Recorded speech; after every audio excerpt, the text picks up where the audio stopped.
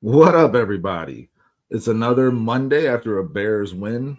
There's no Sean, so there's no victory chicken, but the Bears are 6-3. We're going to discuss that. We're going to discuss that game and how crazy it was 2 weeks in a row, the cardiac Bears, right? And we're going to discuss if these Bears wins are fraudulent, if they're legit. What are we thinking about this team moving forward in terms of being a contender or a pretender? And we're going to talk a lot, just NFL in general, just have a lot of fun. And we'll talk about whatever the chat wants to talk about. Kyle, Brandon, let's get into it.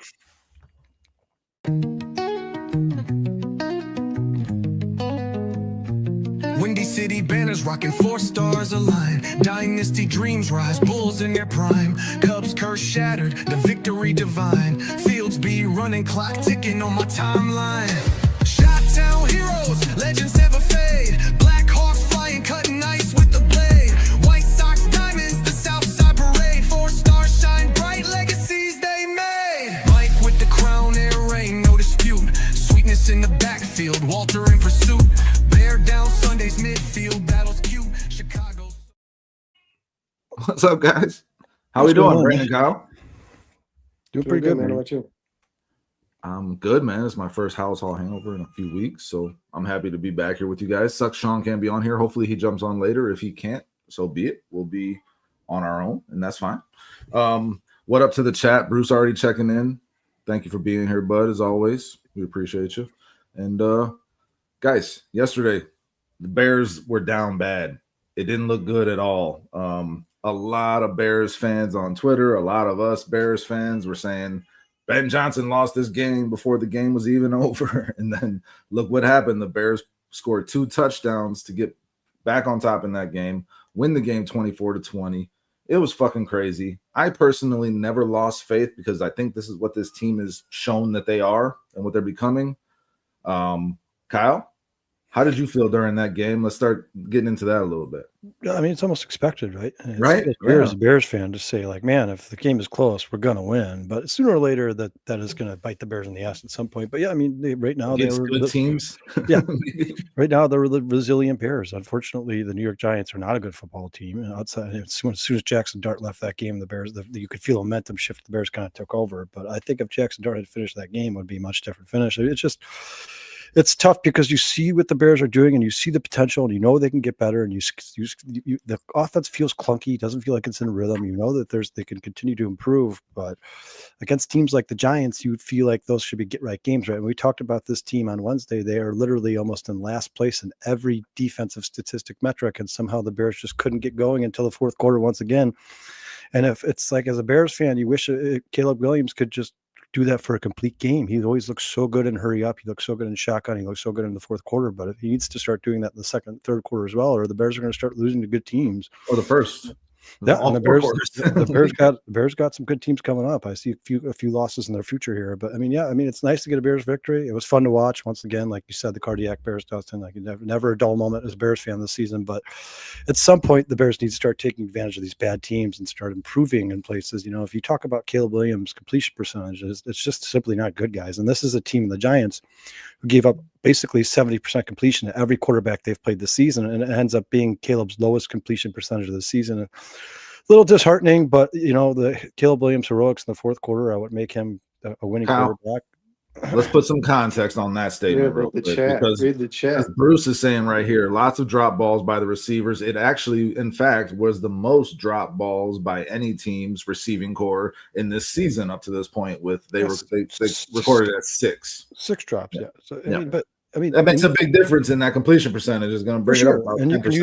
you can use that in this game. But let's look at Caleb's completion percentages on the year, right? First Minnesota week 1, 60, week 2, 63, week 3, 67, week 4, 59, week 5, 58, week 6, 57, week 6, 65.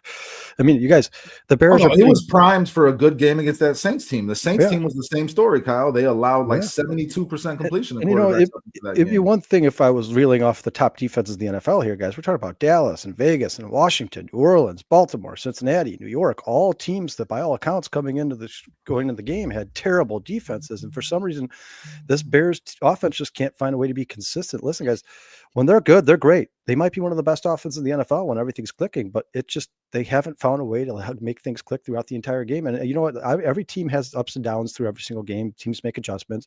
You don't expect them to score 50 points every week, but man, 7 points in the first half against the Giants, to me, is just that's not going to cut it. And you know what, to be honest with you guys, I love Ben Johnson. I think he's doing a good job. I think he's learning on the job as head coach, but in a game where it's snowing, cold weather, there's probably not going to be a ton of points scored. You got to start kicking field goals from time to time, Ben. You need to start taking points where you can get them. I mean, I don't trust Santos, and I don't think Ben Johnson does. Well, and if that's the case, then you got to go get a new kicker. I mean, we got one in Moody. You can't be leaving points off the board because you don't trust your kicker. Like we talked about this in the offseason, right, guys? We're just Bears fans. We're podcasters. If we can see it, the team should be able to see it too. If you're leaving points on the field because you don't trust your field goal kicker, then it's time for a new field goal kicker. We're getting into a lot of stuff. Let's get Brandon's take on the game from yesterday. What was his ultimate takeaway, from yesterday and how that went about, Brandon?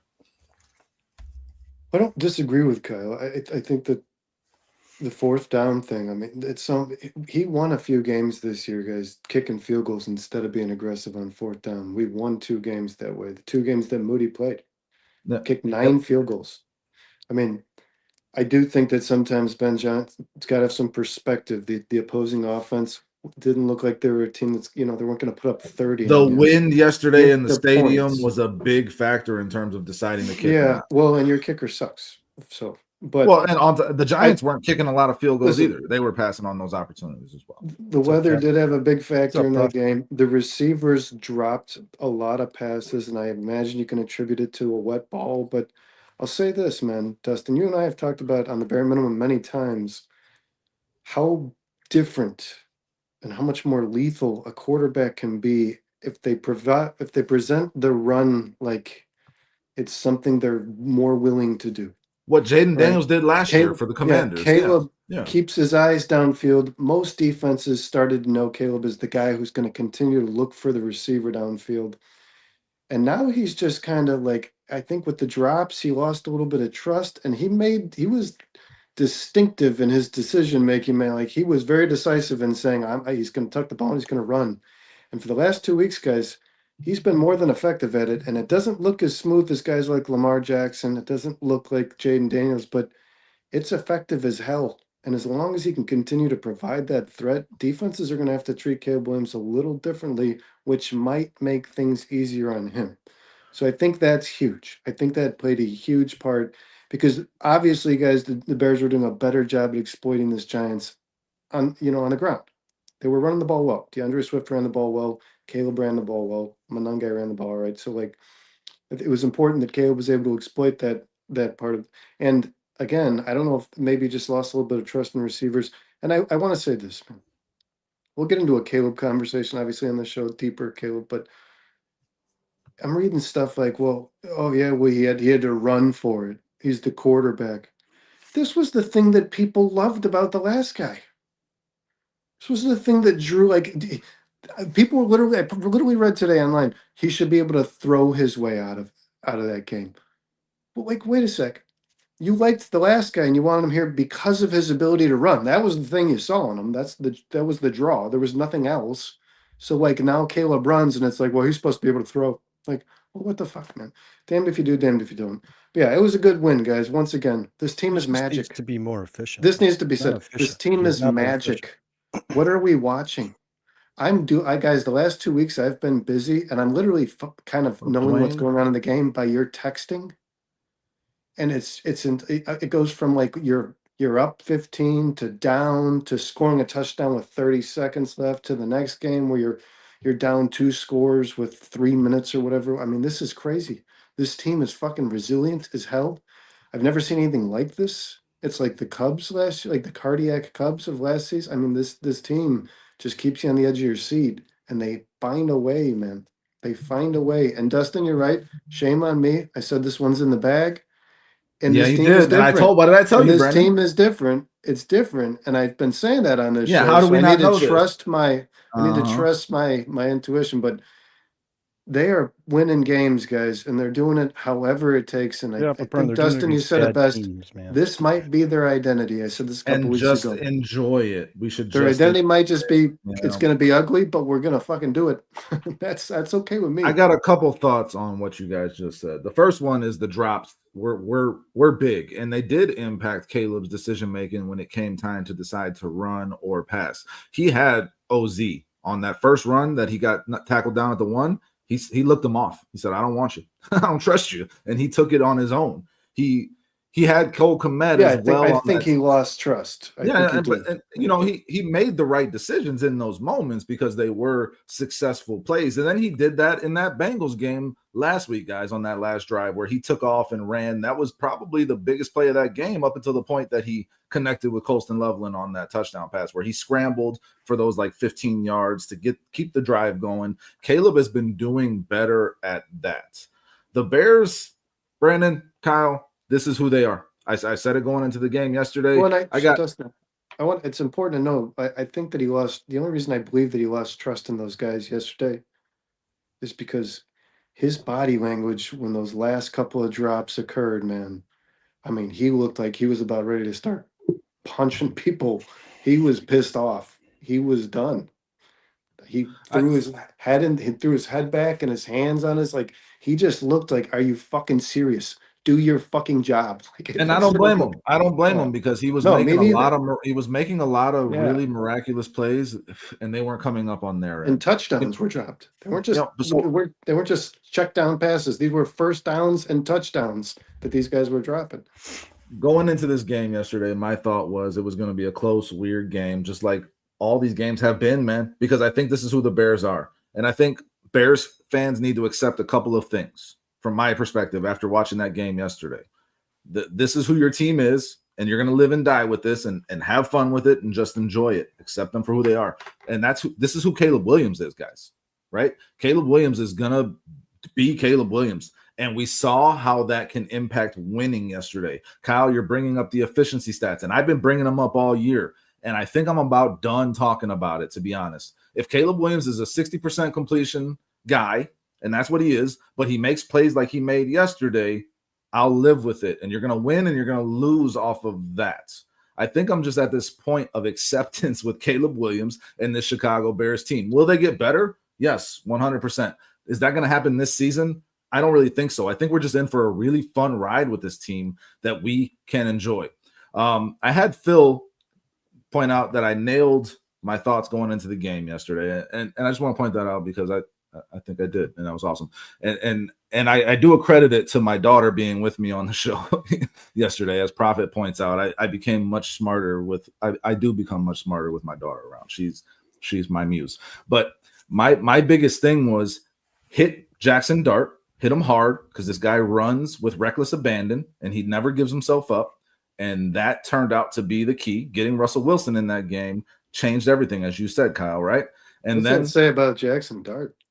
That says that Jackson Dart is a big part of that offense, and he's a good quarterback. He's a baller, dude. If you're like, we got to get this guy out of the game to win. Yeah, he took a lot of hits, and he could have been concussed well before that last hit, but he was dominating the Bears all the way through that game. And I just want to say, at the third quarter, when everyone was writing the Bears off, and Brandon, like you said, you texted it, this loss is on Ben Johnson. Everybody on X was saying the same thing. I said, no, this game's not over.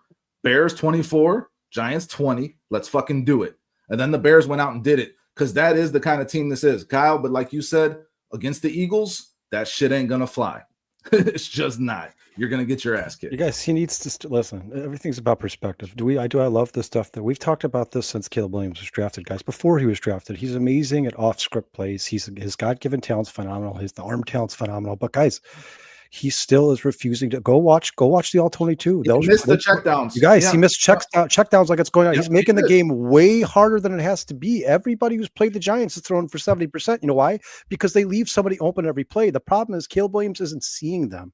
That's the problem. And listen, do you think that he's not seeing them, Kyle, or do you think that he just wants the big play? Well, I mean, yeah, but think, at some point, if you you know, want to be a franchise quarterback who's you're talking about in the conversation for multiple championships, and you have to start getting to the point where you need to take what the defense gives you guys. Now, listen, if you take what the defense gives you and you keep playing within the structure of the offense, sooner or later those big plays are going to open up. I promise. Luther Burden, DJ Moore, Roman Dude, those guys are going to Play get open action. downfield. It's going to happen. But for right now, if Caleb wants to improve, if that completion percentage is going to go up, he needs to start trying to play within the structure of the offense. And I don't know if Caleb's not seeing these guys or he's just refusing to take the check down. I don't know which it is, but I hope they figure it out and they get it fixed it's because, like you said, probably a Dustin, combination of both. this game or these games where you're down by 10 with 2 minutes left and you run around like a madman for 30 seconds every play, that's not going to work forever, guys. Sooner or later, if the Bears end up 6-6, people are going to have a much different tone in this chat. People are going to have a much different tone on Twitter and on social media about the Chicago Bears, and there's a very good chance that can happen, guys. They're about to play teams that are much better than the Giants, the Saints, the banged up Bengals. Cincinnati Bengals, who have the worst defense in the NFL. I mean, this is not going to they're not going to survive forever doing this. And I agree with you, Dustin. This is who the Bears are this season. They're probably going to finish the season around 9 wins, just like we predicted to start the season. But at some point, Caleb has to start taking the defense gives them, man. You guys, the best quarterbacks in NFL history have made livings off of dumping the ball off and taking the big play when it's the most opportune moment. There's That's no how debate. made a living. I'm going to say this. I want to get this in because we're between two conversations here: the Bears against the Giants and Caleb. And let's talk about just intuitively. Place for the Bears. Intuitively, when I think about Caleb Williams' completion percentage and the increase that Ben Johnson will provide to that number, and he will. And if he doesn't, he'll probably just go get a better guy. But I think next year, like you said, Dustin, I don't think this season. I don't think the great like the drastic improvements from Caleb will come. They don't have to be drastic. I think small. He's gonna ball the way he's doing it. I think Ben's gonna let him. And I think when the offseason comes, Ben Johnson's gonna get back to this is what it is, man. But I think Ben knows right now it's kind of winning football games. Yeah, and you don't want to take away from what Caleb does really well because you, again, saw how that impacts winning these last two games. I do want to say, this game, I wanted to say this about this game. I've talked about the fortune the Bears have had with injuries on to their opponents. This was the biggest game, I think it made the biggest impact on this game more than any. I think Malik Neighbors not being in that football game. Injury, I think Malik Neighbors was in Cam Scadabo were two players that were going to just torch the Bears team. I do. And Jackson Dart had to do more himself than he would have otherwise. But yes, when Jackson Dart went out of the game, which I guess credit to the Bears, but yeah, when he went out of the game, that gave them life. And I don't like that guy. I mean, like, it makes you think that playing a JJ McCarthy next week is the same story as week one. Rookie QB is going to tear this team up. Listen, guys, I want to stick with this conversation. That's why I had this comment highlighted, Kyle, because Prophet says here, think about it. Caleb spent his entire life thinking touchdown. It's going to take a while to drill the check down into his head. I think that, and I've been saying that, I think that is the biggest battle that Ben Johnson is fighting with Caleb Williams. It's just Caleb's mentality. You're talking about him seeing the check downs, but I don't think it's a thing of him not seeing them. I think it's a thing of exactly this, where he's looking for the big play. He's trying to be the hero. And yes, I agree that will and can take away from winning. That will and can take away from you being on time and being efficient. And he's going to have to fix it. What up, Sean? He's going to have to fix it in order to take the next step. But are you, Kyle, okay with Caleb being who he is this year and taking this ride with the Bears? Because I think this is the ride we're in for. Yeah, I'm okay with it now. If we start losing to the Vikings, Packers, and Lions, then I'm not going to be okay with that. I'm sick of being the bottom of the barrel in the division, guys. Listen, this is fun. It's been fun to watch, but you guys, eventually, at some point, you'd like to see subtle improvements, especially in completion percentage, because at the end of the day, go look at all the quarterbacks who win Super Bowls. They all throw for good completion percentage. Unless they have the best defense in the NFL, they all have good completion percentage. What was his numbers this week? What's up, Jed? How you doing Williams? Today? 55% completion percentage against the team giving up the highest of what? 20 of 35. What was it? I mean, let's see. He was Because you got to add six completions to that. Caleb and tell me Williams what was percentage. 20 for 36. So he would have been Well, if he's 26 of 30. Here, Plus, guys, you guys if are I you can also interject, talking like percentage is drops. drastically You're also improved. talking like they're never going to have drops. If everybody plays perfectly all the time, that's never going to happen. There's going to be But that drop was passes the almost most every Yeah, game. but that was weather, For man. sure, but you guys, that was the more weather. that the Bears have drop passes, and Roman Dunze has a ton of them this It year, was Zacchaeus weather. has a It ton was of them this weather, year. for sure. The more that happens, the more you have to ask yourself, like, is it becoming more difficult to catch these passes because they're not playing within the timing of the offense? Because every throw he throws, he's on the run and he's whipping it like a missile.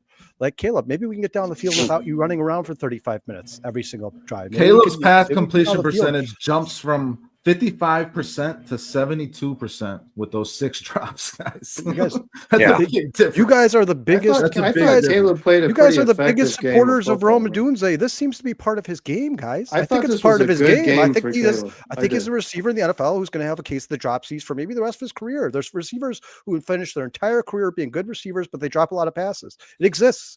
They exist in the NFL. You can find them. Keenan Allen right now is leading the NFL in drops. He's a damn good receiver. He led the NFL in drops the first 6 weeks last year. He's a damn good receiver. So if this is the case, and you're going to what did Rome drop yesterday?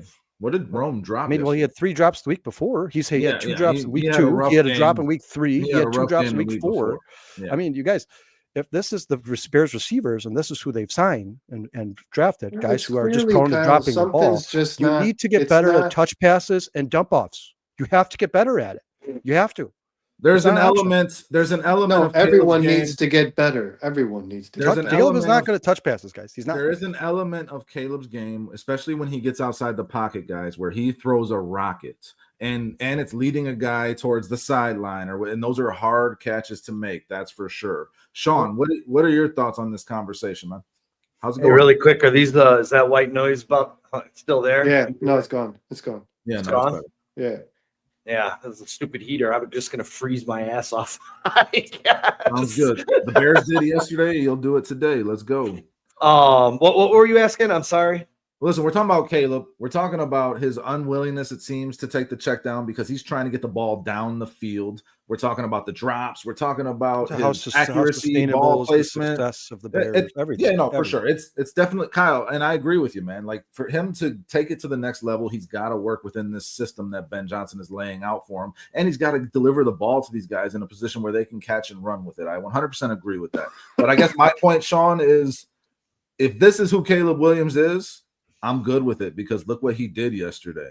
Okay, so let's accept him for who he is at the same time. I didn't get to hear much. I just logged in and jumped on, so I'm going to start from scratch. If this is who Caleb is long term, then the Bears are in a lot of trouble. Then Ben will find someone else. Ben has to fix them, and he has to be better. Guys, the Giants, the Bengals, the Saints, they're not on the schedule anymore. I said Ben will find someone else. Hopefully he does. Hopefully he does. Hopefully he does, but that shouldn't be the answer either. You drafted this guy to be the franchise quarterback and lead this franchise for the next decade. So Ben didn't draft him. Listen, he was drafted by the GM that brought Ben in, right? Because he's the guy who's running the show, right? So if Caleb is not the guy, the franchise is sent back another 5 years. And this is not maybe even longer. But on top of that, this is more than just a Caleb Williams problem. The defense can't stop anybody. The schedule's about to ratchet up, boys. I mean, we were doing that. We were diving into the next Caleb. 3 games. The Bears could very well go 0-3. I know you guys and people in the chat don't want to admit it, don't want to see it, but open up your eyes. This ain't we're going to Minnesota. Yeah, they say JJ McCarthy. JJ McCarthy came to Chicago in his debut and kicked our ass in the fourth quarter. Yeah, that's not happening. So you could say it's not happening, but can the Bears answer the bell in Minnesota? This is a step up in defense on every single level than what the Bears have been playing over the past month. The defense 100%. Is what it is, man. They're going to take the ball away or they're going to fail. That's what this defense is. He's talking about the defense that Caleb's playing, the Brian Flores Minnesota Vikings defense. It's definitely a lot better than the Giants defense. Oh, they're going to game plan on Caleb. I can say this really quick. It all starts with your personnel. For the love of Christ, get OZ off the field and get Luther Burden on the field. Yeah, I've been saying you said you were going to put your best players on the freaking field. Well, get your best players on the field because guess what? OZ is not that guy. Every week, the experiment's cute, but it's over. I mean, this is what they've done. 18 targets, 16 receptions, 222 yards. 50 targets, 32 receptions, 248 yards. It's plain as day. Get this guy off the field. He can't catch the freaking ball. Get him the hell. Sean, that's why I feel like- didn't like I the feel like- signing in the I feel like- offseason of OZ. Read because of what it Jedediah's was gonna comment take here, away. guys. Read What it was gonna Jedediah's take comment here. away. I feel like if people tune into our show on Mondays, you would think the Bears lost every game. Well, this is kind of why I am. Well, here's the thing. And this is the thing, though. You're making it harder against the worst teams in the league. And everyone's like, oh, the Bears are 6-3. Bears The Giants are 2-8. We're going to be tied for first, Like, and the they're Packers not lose. good. They're not a good football team, guys. They've gotten It's- beat by almost every team they've Guys, played. they're except doing for two. something really special right now. Really, I've never seen anything. It's not like this. sustainable, Brennan. Not just with the Bears, not with Not with any their record organization. that's coming up, but there is something to Is be it? said. Is There- it I have not? to ask a question. Why is it special? Why is it not It's sustainable? special that you blow leads versus the worst teams in the league and you have to come back and beat them? Guys, Or, They didn't 4 blow weeks a ago, lead yesterday. or the fact 4 that you weeks struggled ago. against one of the worst defenses for 3 quarters and had to have another miracle to come back and beat another putrid defense? exactly. It I don't sounds know what's so repetitive, special doesn't about it? that. It- No, so because here's- you're not going to do that against so Pittsburgh. You're not going to here's do the that against thing, Green Bay. Sean. I said Get your this shit together. weeks ago. This is what I said weeks ago. The identity of this football team might be a team that plays ugly games but does what it takes to win. That was Against 5 bad weeks teams. ago. That was 5 weeks ago. I said Against that. bad teams. Well, what I'm saying to Playing you the is schedule that it they have in hasn't front of them, Sean. changed. They're No, playing it the schedule hasn't that they have in front of changed. them. They're Well, you still guys the here- same team. I'll get beat up for this comment. The Bears are 6-3, right? I will be hard pressed right now to say the Bears make it to 9 wins with the remaining schedule. Guys, what was the difference in the Ravens? Well, they game? play the Browns. Did you watch the Steelers last night, Sean? Did you watch them I on the did watch road? the Steelers. Did they look good? Did they look like What a was- team that you should be afraid of coming into Soldier Field? Yeah, I heard That's that a about win. the Giants. I heard that about That's the a win. Bengals. I heard And that what about was the the Saints. difference? And they almost lost to them all. And you beat the Giants at home in the snow. What was in a the game that you were down fucking 20-10. You beat the Giants. You beat the Bengals on the road with a quarterback throwing for 470 yards. The defense sucks. One of the worst defenses in the league. But this offense continues to kill it. This offensive line is dominating. Darnell Wright is dominating. Caleb Williams is Colston finding ways to Loveland is win. finding He his is way. Captain Clutch. Colston Loveland is coming on. Luther Burden is coming on. This team is going to be in every game. I said this yesterday, Sean, before we went into the game. That game is going to drive us crazy. Didn't I say that? Because the Bears are who they are. But there is a part of us as fans that needs to just accept who they are and enjoy this ride. They're not going to beat the Eagles on Black Friday, guys. That's not going to happen. But they will get to 9 or 10 wins. You watch. Out of their They got next the Browns 4 on their games? schedule. They got the Steelers on their schedule. They're going to beat the Vikings this Sunday too, guys. They'll be 8-3 when they go into Philly. I've been saying that for a month, and that's what's going to happen.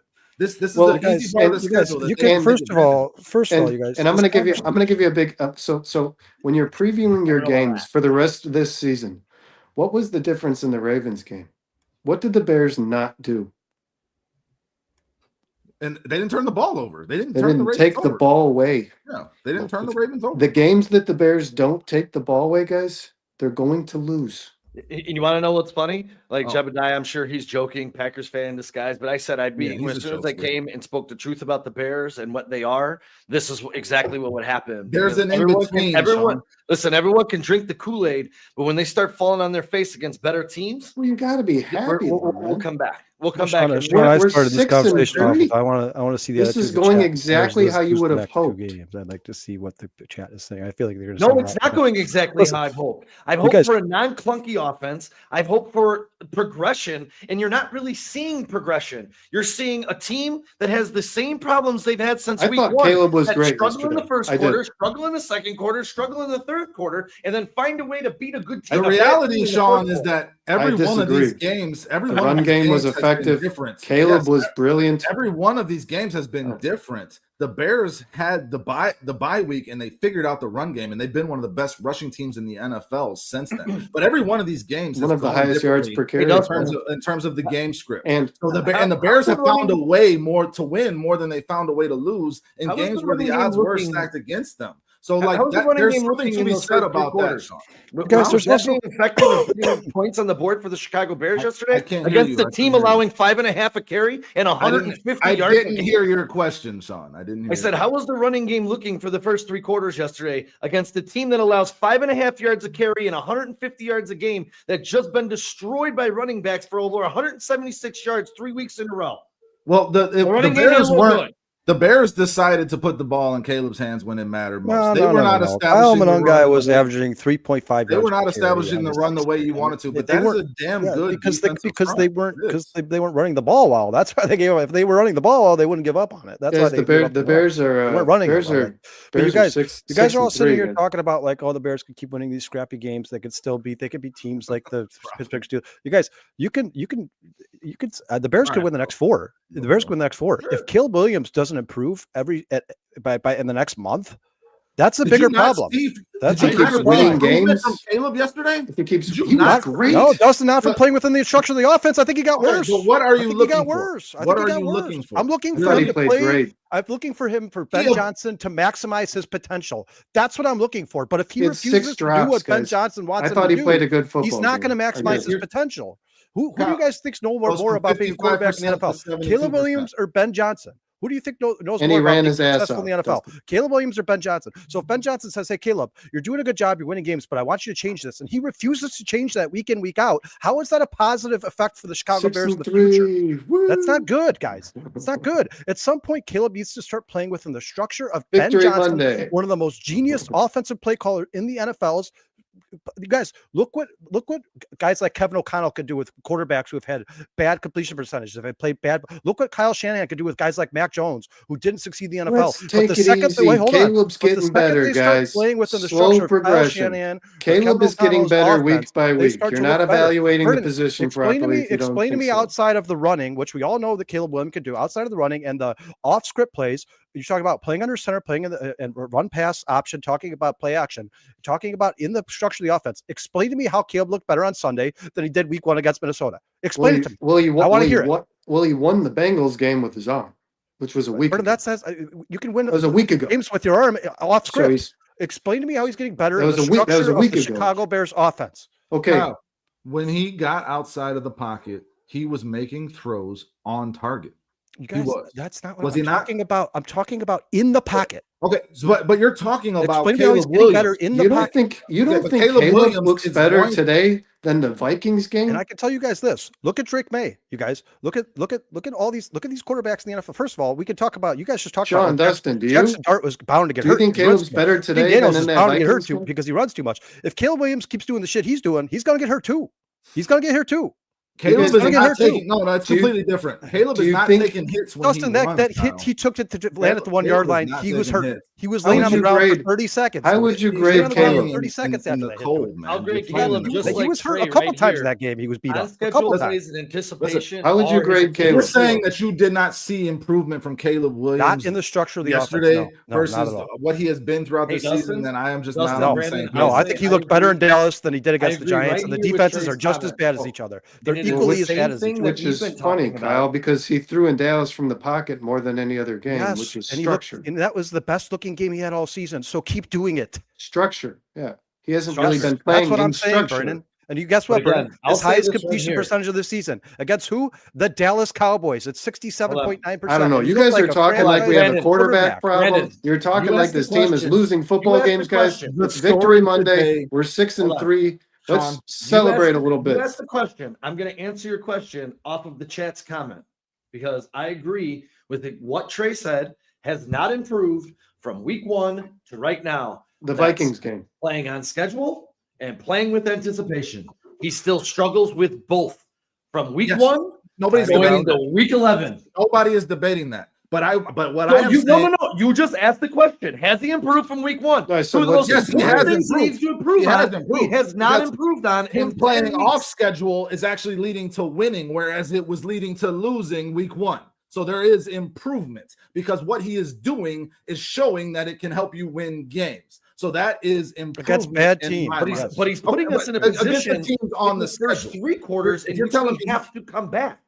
He makes life harder on himself for sure. No doubt about dude. it. No doubt about It's it. not Listen, improving. again, let's find the common ground in this conversation, guys, because I've been saying this shit all year about Caleb. All I'm saying now is that I'm just ready to accept him for who he is and watch him gradually get better, which he is. The storyline today, the headline today should be Chicago Bears finally have a fucking quarterback. That is the storyline. Yeah, let's have today, that conversation. We I don't have know our that they franchise do. quarterback. This man leads the league in forced missed tackles by a quarterback, 26. The next highest is 17. This man evaded the fucking rush all day yesterday. Theo Bennett also was not chasing good. his guy. That's why you see That's my not a good thumbnail. stat, Dustin. You see Theo that thumbnail? Bennett was That's not a chasing good his guy stat. all game again. You see that thumbnail? Your It's a quarterback stat that's leads the league necessary. in forced missed tackles. It's a stat that's necessary. Thank you, Trey. I His appreciate it. evasiveness Trey's and his listening. elusiveness is a part of his skill set, and it's a part of his talent. Are they going to get on time, and are they working to fix the anticipation and the ball placement? All those things need to be fixed. You've heard me say this, guys. You know I've said Justin, this. and the longer we But have this what conversation, the that longer means the now question becomes, Is can it be Caleb fixed? improving on his strengths? The longer we Which have is this okay. conversation, the Okay. longer the question remains, can it be fixed? Can him playing within the Yes. structured offense be fixed? My whole point We of don't this know. conversation is that I don't know that it is. I don't But know if I'm it's willing to fixable. accept Caleb for who he is. I don't because think- you can win games with him. I think we talked about this earlier on the show, and I thought we kind of all agreed. And I was the person who actually brought this. I think like it was like week 3 or 4, maybe I said this, guys. This is this process between Ben Johnson and Caleb Williams on all the things on this football team. Between the run game, the pass rush, you're seeing that they're trying to attack the things I'm they still don't not do a well. prophet. They're trying to improve in areas that they haven't been efficient, and they're doing better. Running got better, run defense got better, pass rush got better. They're doing things better, right? They're working on things and getting better, and they're getting better at some things pretty quickly. The Ben Johnson Caleb thing, guys, is going to take the longest of Well, all of the let me ask you a things. question, Dustin. Hold on. They're making you guys might not think so. Me and Dustin see it differently. I think he's making small strides week by week. I thought yesterday he played a phenomenal fucking game of football. I'm going to be honest. I thought he was brilliant Dustin, let me ask you a yesterday. question. I thought the drops were Define ridiculous. brilliant, man. But hold on. So what was But Matthew I- Stafford? but I also was he think like a this. god? Like Well, the he's 300 yards 42, and have you but ever heard of a I also 300-yard think football this. game? A Kyle, you passing have to let game? me He finish. doesn't have any. Hold on. God, you yelling like we lost this game. Okay. I think that What's up, Romy? I think the Caleb Ben thing is Romy, going to be Romy. where you want it to be next season. Brother, you That's think? I hope Dustin, so. Let me ask you a question. Dustin, I you hope started so. the show off by saying, I've been hey, Kyle, saying that for a long time. Give me a second. You said you started the conversation off, Dustin, by saying, if this is Caleb Williams for the rest of the year, can you live with that? Sure. Dustin, if this is Caleb Williams for the rest of his career, can you live with that? If the Bears are You better have a winning damn games- good defense if you win a Super Bowl. You better have a damn good Super Bowl. Or at me to least a answer the moderately question, good or defense. Do you want me to answer the question? or Yeah, not? let's hear it. If the Bears are winning games and Caleb is making the plays that he has made the last 2 weeks in order That's a to cop-out, win man. those games, It then doesn't- I am good with it. If- No, we're gonna go up and down with that. We're But Dustin, gonna if he we're gonna have finishes, the ups if he and downs, and finishes we're his gonna have career, the- if he we're finishes gonna be his career, wanting more from him. But some guys just are who they are. It Dustin, doesn't mean that you can't win with this guy. if he It finishes doesn't his mean career with this 60% completion percentage, are you happy with that? that. With what 60%? 60% completion percentage No, in the it's NFL gonna for his career. Are improve, you happy though. with that? Well, It look is. at what Prophet say. Asking the question, Prophet gonna asking improve. here is important. When was a player in his second year the same player he was for the rest of his career? Those guys end up being bust. Is the answer to Prophet's question. If a guy is the same player 6 years down the line that he was in his second year, he's probably not very good unless he was just a stud to start. And Okay, all so what these I'm players asking, get guys, better. is where is Here's the why better is Drake question. May so good? Why is Oh. Drake May so good? The offense is a Explain little that to me. different, right? Why is And- Drake May so and good? what's He has worse expected of him weapons. is a little He has different. worse offensive line, and he's a better quarterback. Why? Why You isn't know why? Jaden Daniels? Because he's playing Kyle? within the structure of Josh McDaniels' offense. That's Drake why May he loves looks to so run too. good. Drake May ran all day Go look yesterday. at the He rushing. I ran- looked at Drake May's rushing numbers today, guys. Not rushing nearly as much as he did last year. Not even close. Well, of course, Not because even he's close. trying- Drake May's dropping they have dimes changed the over offense. Yeah, defenders' but why are heads. you But so only I using? think the question really is: do you not expect Ben Johnson to help Caleb improve on these things? I don't know if it's improvable. My question: Why bring Guys, up the if only he's guy? You bring up refusing- Drake if May, he Kyle. refuses to take Kyle, dump offs for the rest of his Okay, I'm career, with then it's not You improvable. you bring up Drake May, and Drake May is clearly the guy who's the example to point to when you're looking at a guy from his rookie year to his second year Travion had one good game making in the NFL. improvements. I would argue that Bo Nix and Jaden Daniels have both regressed, and that Caleb Williams is one of very few quarterbacks from this master class that is Yes, we actually do. improving from one year to the next. Caleb Williams' You numbers guys this also year need to are going to understand. be better across the board You guys need to in almost understand. every single Yeah, statistical let's compare category. Caleb to Caleb. This Let's guy look is at getting what better Sure, for you guys. sure, How and do he's we going start? to be How better do we next start the show? season Trey, too, and the Trey, you, season after Brendan, that. give me a second. How do we start the show? Trey, you put it in the chat here. He said, guys, Kyle's saying he's not getting better with him playing in the structure of the offense. Doesn't mean Kyle's saying he's not good. Thank you, Trey. I appreciate that because that's what I said to Well, start you the said you conversation. wouldn't live with it. I For said his I love the career. off script shit. I love the running. We all know we talked about before he was drafted. This is the stuff he's good at. The stuff he needs to get better at is playing within the structure of the offense, under center, RPO, and play action. That's what he needs to get better at to be a really good quarterback in the NFL. You're talking about multiple Super Bowl opportunities. That's what he needs to do. I'm not Through I love 9 weeks Caleb of this Williams. season, through 9 weeks of Ben Johnson or of Caleb Williams playing under Ben Johnson, I am not seeing those improvements. That is a little bit worrisome to me. That's all I'm saying. Listen, is he the best quarterback the Bears have ever had? Yeah, sure. Not how high is that threshold? How high has that bar? That's not a high not bar very to high. clear. Not very high. Bar to clear. But we're all on the same page. you guys, in that, drafting a quarterback number 1 overall when you had a chance at Jay Daniels, you had a chance at Drake May, you had a chance at all these guys. You chose Caleb. You know why you chose Caleb? Because you told the Bears fan base this is the best of the bunch with the highest potential. That's why and he gives us a chance to win multiple Super Bowls. I am telling you guys, the only way I think he has a chance to win multiple Super Bowls to be a Patrick Mahomes type player, where you're talking about best all time is if he starts to take what the defense gives him, because every good quarterback in NFL history who's in that conversation lived off of that shit. That's all I'm saying. Okay, dude. No, we don't. Listen, and if you bring up Drake May, you gotta talk about the fact that they have played the easiest schedule in the NFL, and they will continue to. The Patriots are a good Bears team. just played the easiest schedule. Dude, Drake May has beaten the Bills and the Chargers. Percentage, bro. The Patriots are right there. Go look at it. The Patriots are right there. And you see the difference? What I see is two different types of players that are in two different offensive schemes. Is Caleb playing into Ben Johnson's scheme? No, I don't think so. I think he's making his own script off of what Ben Johnson provides. But I also don't see Ben Johnson working that hard to stop Caleb from doing that, because I think Ben's going to live with this. What the talent is there. Ben is going to live with this. He's made that pretty clear. In his last 2 pressers, he's made that pretty damn clear.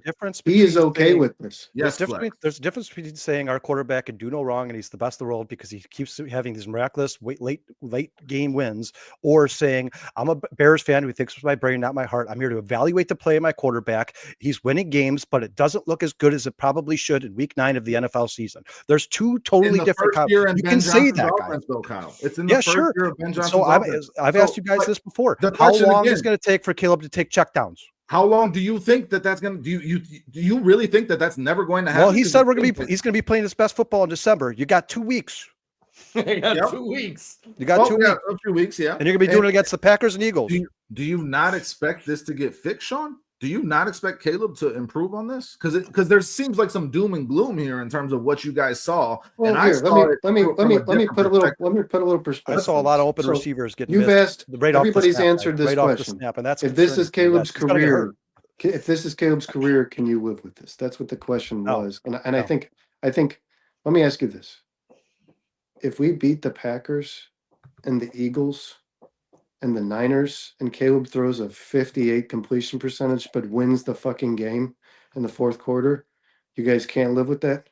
No, because he's not going to, because you're playing better teams in the playoffs in the Super Bowl, Brandon. Oh my I want to win Super Bowls. That's what I want. I'm a Bears fan. You know what I want? I'm behind Caleb 100%. I want the Super Bowl. I don't want to hang out with Caleb and watch TV on Sundays. I want he wins football games by himself sometimes. Hold on, really quick. Yes, Caleb did beat the Packers last year, but he beat the backup quarterback. He did not beat the starter. Let's get that out of the way. The starter was beating the shit out of the Bears, guys. Yes. Beating the shit Number out. 2. Well, I can't stop that. He didn't play their quarterback. I had a couple people that asked Caleb's not a defense. And I'll say this was asked and answered. Have I seen improvement? Or I think Vito, somebody asked me, how have I not seen improvement? We asked and answered. Anticipation and playing in the structure. We all agreed have not improved. So there's my answer to whoever asked me that in the chat. No, I haven't seen improvement in those areas enough to say this is the guy of the future. Number 2, I'm not calling Ben Johnson a liar. Maybe Ben Johnson has seen huge strides, but we just went over this. Anticipation and playing in structure have not been improvements. Ben's not going to come in a press conference and be like, yeah, Caleb Williams sucks. I can't get over how bad he can't improve from week to week. That's never going to happen, guys. Look at the chat, Sean. Read through the lines. Melon Smasher, he has the worst expected completion percentage of any quarterback in the National Football League. And I've brought Is that going to up on win this show championships? before, No, Kyle. it's not. It's not going to win championships, guys. It's Kyle, not. I've brought that up on this show before, but you cannot deny what you saw yesterday. Did you enjoy watching Caleb lead those last two For drives? one quarter, yes. I enjoyed watching him very No, much. I enjoyed the offense for the last 4 minutes of the game that they started to come The back. last two drives. Yeah. When did The last it 4 become minutes. when did it become about last more two than drives. winning? That's my question. What did Caleb show when you did on it those become last about two drives? more It's not than sustainable. winning football games? Brendan, if we end up being 6-4, you're going to come on here and say, "All right, I was wrong." The Caleb Williams running around in the backfield, not completing more than 50%. Well, I'm going to tell you this. It's Kyle. not sustainable. In Is that what you're going to 06, come on here and say? when the Bears, I'm going to tell you this. Conversation In is not 06, sustainable, when the guys. Bears went to the Super Bowl with Rex Grossman, and I knew the guys sucked, I didn't think we should just call it and forfeit this one because our guy's no good. Why play? It doesn't matter if we win. We're not winning in good fashion. Why even You play? guys know what anymore? yesterday was for Caleb? Doesn't you know what make everybody's calling on sense. Twitter? We're They're calling it winning Justin football Fields games. game. That's what they're Stop calling telling me that we're not going to Guy be who good hates teams Justin Fields. until we Justin lose to Fields them. was at his worst at the end of the fourth and at the end of the second. Caleb But is the Justin, exact Justin, opposite. You know So what? don't- It's don't people on miss me with Instagram. that What shit. they're saying is they're saying Hey, he the used his schedule- legs schedule- to win the the game. schedule this That's year- what they're saying. He couldn't use his Here, arms. all I He have used to his say legs. is the schedule this year with our wins 6-3, the 6 wins, 14-31 record. The only team we played with a winning record beat the shit out of us. Beat Yeah, the that was- shit out of Yeah, him. let's that not. was like This 8 is all I'm weeks ago. saying. Everyone, Come on, no, man. everyone. Hey, let's be happy. Let's be happy. This isn't all rainbows and fucking flowers here, guys. This is a team that Jesus is more Christ. of a I pretender would never than a watch this contender. podcast. Brandon, Oh, shut up. Sean, that's how it started, and that's how Justin started the show. Sean, are these pretenders or contender? Are the Chicago Bears pretenders or Well, contenders? and that's how he a started worthy the show. conversation. And you to think have, they're guys. pretenders, clearly. Real quick, before 100%. well, I listen, think they're contenders. they are not contenders. Yeah, okay. They are that they're going not. to be a fun team to watch, and they're going to win more than they lose. But when it comes down to the Not playoffs, Super Bowl they're- contenders. okay, well, that's what we're talking about. Oh, Okay? yeah, When you yeah. say Contenders contenders for or sure. pretenders, they're not contenders. The Broncos are Not like, Zoom at all. It's called reality, Rome. listen, You guys look at this, and we're struggling against the worst teams in the league. As the schedule picks up, you guys think we're going to be world beaters? The defense can't stop a fucking nosebleed, dude. They couldn't stop Tyrone Tracy in the second half of the No, game.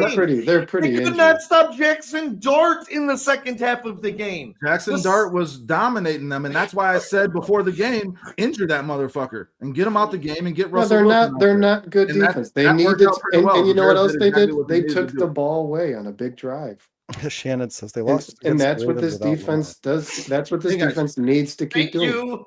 taking the Ding, ball ding, away. ding. That's how they Guys. survive. Real quick, PFF grades for this game. Jonah Jackson, team high at 87.7, right? Caleb Williams, the guy who we apparently don't think had a good game, 81.1. Luther Burden, He didn't have a good 70. game. So he's Luther not Burden, improving in the structure of the offense. 78.9. Colston Loveland, 70.4. Cole Kmet was a 62.2. Is Dustin Zacchaeus- rattling off PFF numbers? Zacchaeus was your lowest at Where did Dustin do this 34.2. 2 weeks off? Are you using PFF, Dustin? Zacchaeus was your lowest at 34.2. This is worth talking about with Sean in particular because Jonah Jackson, and it needs to be pointed out, is playing really fucking He's well. playing. over the He's last back to 2 weeks. 21. Here, guys. I was wrong. He's having a great year. Everyone can come It's at me. important to Let's talk go. about. Jonah Jackson Bring it. is playing. No, just the offensive line in general. Yeah, he's The also week- playing next to the best right tackle in football. Darnell Wright is Exactly. dominating. Dahlman is playing really Also, well. the guy was Tooney told is who dominating. sucked from people. Darnell Wright was no, he's not. Darnell He's Wright not has all pro. Darnell He's Wright not has that good. completely turned Yeah. it around. Darnell Wright is Darnell Wright, all pro. I've been telling you guys for. No, we 3 said years Darnell now, Wright needed to improve, best and he right tackle in has. football. He has. Yeah, there's tremendously. clear improvement. There's clear improvement. He's improved. He's improved every year of his career. Yeah. So why can't Jonah Why can't Jackson Caleb improve? Williams? Because Jonah Jackson isn't a rookie. He's in his 6th fucking year. Neither is dude. Darnell Wright. Darnell Wright is coming into his own, into his prime. Jonah Jackson's 28 years old. He's 23. So There's a Jonah big Jackson difference can't in improve 5 over years, his bro. season. Jonah Jackson can't get better week by week. He If has. you- I just you just admitted it, dude. want- I just said that, I mean, Brandon. just I warn literally me. just said he returned to his all-pro form from Detroit. Do you want me to make a I sign? think I for thought you He said that started off, and facetiously. he started off by saying I was wrong. I mean, he Yes, I admitted he did. was wrong. And I mean, if you go what do back you to want the from him? regular Do you want him I a season, written thought you go back said to the that apology? first couple games. facetiously. Hey, when you go back to the first couple games, everyone wanted him out of town because he sucked ass Well, I He didn't. has But yeah, improved. people did. Yeah. through the season. You I guys, can you admit want when I'm wrong. I have no problem with it. I here's will here's always here's admit when here's I'm the wrong. problem I have with the Chicago Bears. Chicago You guys Bears. got a lot of problems with the Chicago Bears are banged up on defense. They can't stop anybody, right? Do we all agree on that? The Bears defense sucks. Yeah, they Anybody gotta here? keep taking the ball Anybody in away. the chat? Everybody in the chats are going to come out here And and they say the weren't Bears that have the good best when they were defense in the healthy, NFL. I Kyle. don't think so. The They Bears weren't that good defense healthy. is not good. They're missing the three best players. You know, I know they're three best players because they're the three players they extended. Jalen Johnson, Kyler Gordon, and TJ Edwards all got extensions, all sitting on the bench. They're three best players, all sitting on the bench. That's not a good thing. And you could say, oh, Montez Sweat's the best player because Bert, in the last month, Montez Sweat has been an absolute wrecking ball. I've But he already can't do said it by himself. Here's the problem with the Bears is now that their defense sucks and they can't stop anybody. The more they get into this chunk of their schedule where they're playing good football teams, their success this season in 2025, I'm not talking about next year. I'm talking about this season. Their success falls on the shoulders of the development and the timing of Caleb Williams and how much he improves throughout the season. If he continues to throw 55% from the pocket, they are not going to be a playoff team. And even if they are, they're a first round knockout guaranteed. Guaranteed. But they're also, if Caleb improves in the next month, the Bears could win a couple playoff but games. they're also a team who needs Caleb Williams' heroics to win football. Sure. You know why? Because they're not scoring in the first three The quarters. two need Brandon. each They scored other. 7 points against the Giants in the first half, Brandon. Part of that is Caleb Williams' fault, right? DJ, Do you agree with that? I hope he I can. think Caleb Williams has won the last two games. Oh, no, and here, look at this. I really hope he can, DJ, continue to develop. I'm not rooting against the development of Caleb Williams. I'm saying that people can put on their blinders and pretend like they don't I'm see with you, the Prophet. anticipation's not there. You can see playing under structure's not there. And as you play better teams, the way you've been playing against the worst teams in the league, that cake's not going to bake. You're going to lose those games. All right, Jay, hold it, Sean. Give me 1 second. J2K and Romy bring up they referenced the drops by wide receivers. Okay, guys, that was one game against the Giants, guys. Now give me the excuses for Minnesota 60%, Detroit 63%, Las Vegas 59%, Washington 58%, New Orleans 57%, Baltimore 65%, Cincinnati 58%. Cincinnati, who's right now on pace to be historically the worst defense ever to step on a football field, 58% completion percentage. So J2K, Romy, you keep on bringing up the drops by the wide receiver against the New York Football Giants. Give me the excuse of his completion percentage for the other 8 games he's played in this season. The drops would have improved his completion percentage, which means it did progress, which is Brandon, what you're looking for. A when you better look at- score next when you week look than at you catchable had this ball week. rate, Burden, not if your receivers, who you guys love, Roma Dunze, he is like not what, third in the NFL in drops. Okay, you so love now him. you're just So what if that continues to this be? is just What a if that Caleb hate continues to fest be? here is What what's if that going It's not a continues to Caleb be hate fest. What If if you he can't continues to say drop that passes? the completion percentage did improve the way you want it to because the receiver That's should a have caught the cop-out, Romy. balls, Let's just give up then Drake there's Hill. your How progress. about you give me a solution to the There's the completion progress percentage, you've been Romy? Give me a asking for. solution. If Your all the timing. other games where receivers weren't dropping passes, what is the problem and where can we fix it, Romy? That's what I'm asking. So the games where they didn't have 6 drops The and timing and Caleb still was anticipation not though efficient. was there. I'm not saying he wasn't The balls tremendous weren't and wasn't caught. fun to watch, but he wasn't efficient. Wasn't an efficient quarterback in the pocket. Give me okay. He looks exactly the same against the Giants as he did against the Minnesota Vikings, right? In terms of playing in No, the he pocket, doesn't. completion percentage. Burden, how does he No. look any different in the pocket? Every play he made on Sunday against the Giants, every big play was him running around No, he in looked the much better. backfield for 10 seconds. Every He single looked one. much better. He looked much better, I thought, all around. In the I pocket, agree on with the pocket. Flex Diggs. This is what I've been trying to say for the last 2 weeks, guys. Maybe this is just Caleb Williams. Maybe his completion percentage is never going to be great. He's not going to be a pocket passer like Drake May, where he's dropping dimes over people's shoulders. And I'm not saying there's anything wrong with that. Maybe he could still win a Super Bowl. What I'm saying is the fact that that might be his ceiling. He's just a guy who's not very efficient, doesn't take dump offs, doesn't take the EB passes, and doesn't know how to throw a touch pass. That to me is disheartening.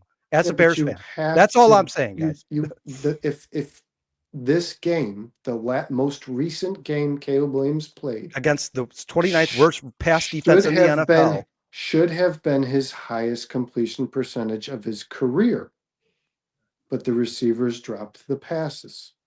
That's not Caleb's fault. So the progression that you said has not been seen in Caleb Williams' completion percentage. I'm using 9. You're using 1.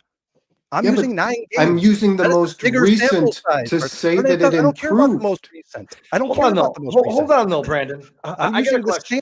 same, like from 1 month to the next month to the next month, not from, hey, well, he was a little bit better than last week. Like I'm talking about from what, like you're No, talking that's about what you're going to see. major Small impacts. progressions. Talking about QBs I are have a supposed to question. get, I have how a is he in the question. first 4 games of the season? How is he in the second 4 games of the season? How is he in the last quarter of the season? That's what you're looking for. That's where you're looking for growth and development. I don't For think we have a quarter- quarterback problem, guys. Really quick, to all of our Bears fans, I love all you guys in the chat. Thank you, guys. Call me whatever you Yeah, I want. mean, Heck, and or they're all this, stupid. whatever. I can Bears give a fans shit. are always going to be, we won, so we're amazing. And if they is lose it next right week, here. they're going to say we suck. Catchable ball rate coming into the week. He's 30th in the league. The only people worse than him, Michael Penix, Russell Wilson, and Cam Ward. Now, Oh, we said at the God. beginning of the year, we're going to get to week 8 and we're going to reevaluate. Well, guess what? We're in week 10 going into week 11. This is where he was. His catchable ball rate is 4th worst in the fucking league. That's not Ben Johnson. That is Caleb Williams. He has to improve on these things. They're not improving when you go into week 11 and he's 30th in catchable ball rate. So you not only have drops, you also have a quarterback not putting the ball where it's supposed to be for his receivers. Now, you guys can call me crazy, but statistics and metrics and analytics are there for a reason. They're there to evaluate the talent. Those numbers tell me a couple things. Yes, but I think what the chat is saying, Sean, is if the Bears were to, let's say the Bears win out and Caleb's completion percentage is 55, who gives a fuck? That's what they're saying to you. That's And what I'm they're going to saying. tell the Well, the chat. Bears ain't When winning did it out. become about- That's- better team? no, the Bears ain't winning when out. did it- Aren't winning When games.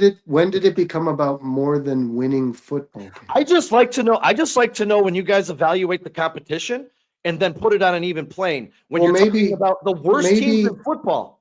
Well, what about this? I think we can agree on this. Seriously.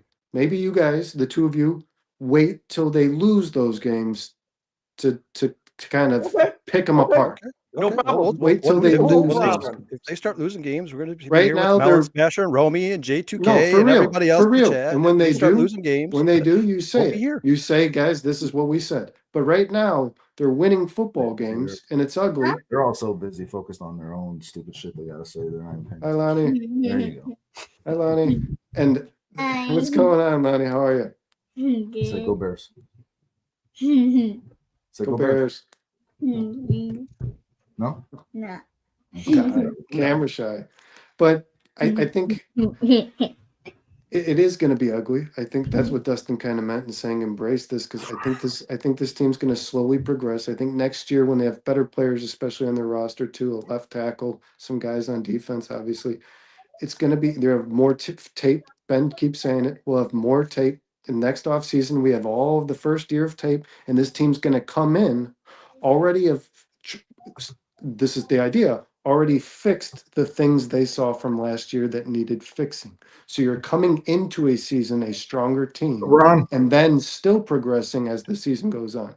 So the idea, I think, was this team to be where it wants to be in a year from now, in 2026. Sure. And if But you Caleb, also want to see and if improvement Caleb, on that road. and if Caleb is showing you that he's like I said, if you win No, more he's games just than you improved lose every for the remainder of this season, and Caleb's showing you he's winning football games, then you're Ben Johnson. You take him into the next season and you work on those things that you guys are talking about. But right now, he's winning football games. The Bears are 6-3, and until they go out and you can definitively say Caleb Williams is the reason they lost to good football teams, let's pump the brakes, because what he's doing right He now already to me has. is, He's lost to the only good football team he's played this year. Well, And he no, the didn't lose. Lions- Bears lost. the Bears destroyed. lost to the The Bears Lions lost, just not all the- around. They Yeah, got the Bears hammered. got demolished. And listen, I That's don't my think point. He lost the Kind of Minnesota my game. point. But Sean, do you think He that this lost the team is Minnesota game. on that team's That's why I level? think he's a better player Do today you than he think that was the in the Bears Minnesota. is on the level of contenders in the NFC right now? They're on the level of the Eagles. Oh, I'm being told the they are. Lions? I'm certainly By being who? told they are. By who? Who thinks that? Oh, I guarantee everyone in this chat right here, top 10 No, offense. no, they are not Caleb's the that. shit. I They guarantee are what they I are. guarantee a lot of people in here think the Bears are a playoff contender that are going to go to the playoffs and make noise. None of the four of us picked the Bears to have a lower Yeah. winning projection than me. I picked them to win 8 games, and right now I see a clear path to 10 wins for this team. Does that mean that they're a Super Bowl contender? Fuck no. They're going to lose to those teams right now because they're early in this process. But getting that experience, Which is getting great. that education for your team, and this early on in that process, and getting that education for Caleb Williams, how does that not make him better? You're going to be How does that not guys. make this Guys, Bears does team this better team 2026 not scare the shit out of you if you're not a Bears fan? I mean, if you're watching this Bears team and you're not a fan of them, if you're no dog in the fight here and you're watching them, like if you're a Vikings fan or a Packers fan or a Lions fan watching this team, and you're seeing how they fight their ass off and they just do what it takes to win. They're gritty, and it doesn't matter if it's not clean and pretty. They're just they're dogs. They're not going to let you they're not going to lay down. And you got to think to yourself, man, next year when they fine tune this shit, this is potentially going to be a really lethal if they football fine tune team. this shit. Guys, If there- they fine tune, There are a couple talking When points. They will, There- because Ben Johnson's a great coach. There are a couple talking points that we're really missing out on from that game yesterday, and a couple talking points for some stuff that's coming. And our this week chat for the has Bears. been neglected. That's pretty much been this that year. we're missing out on.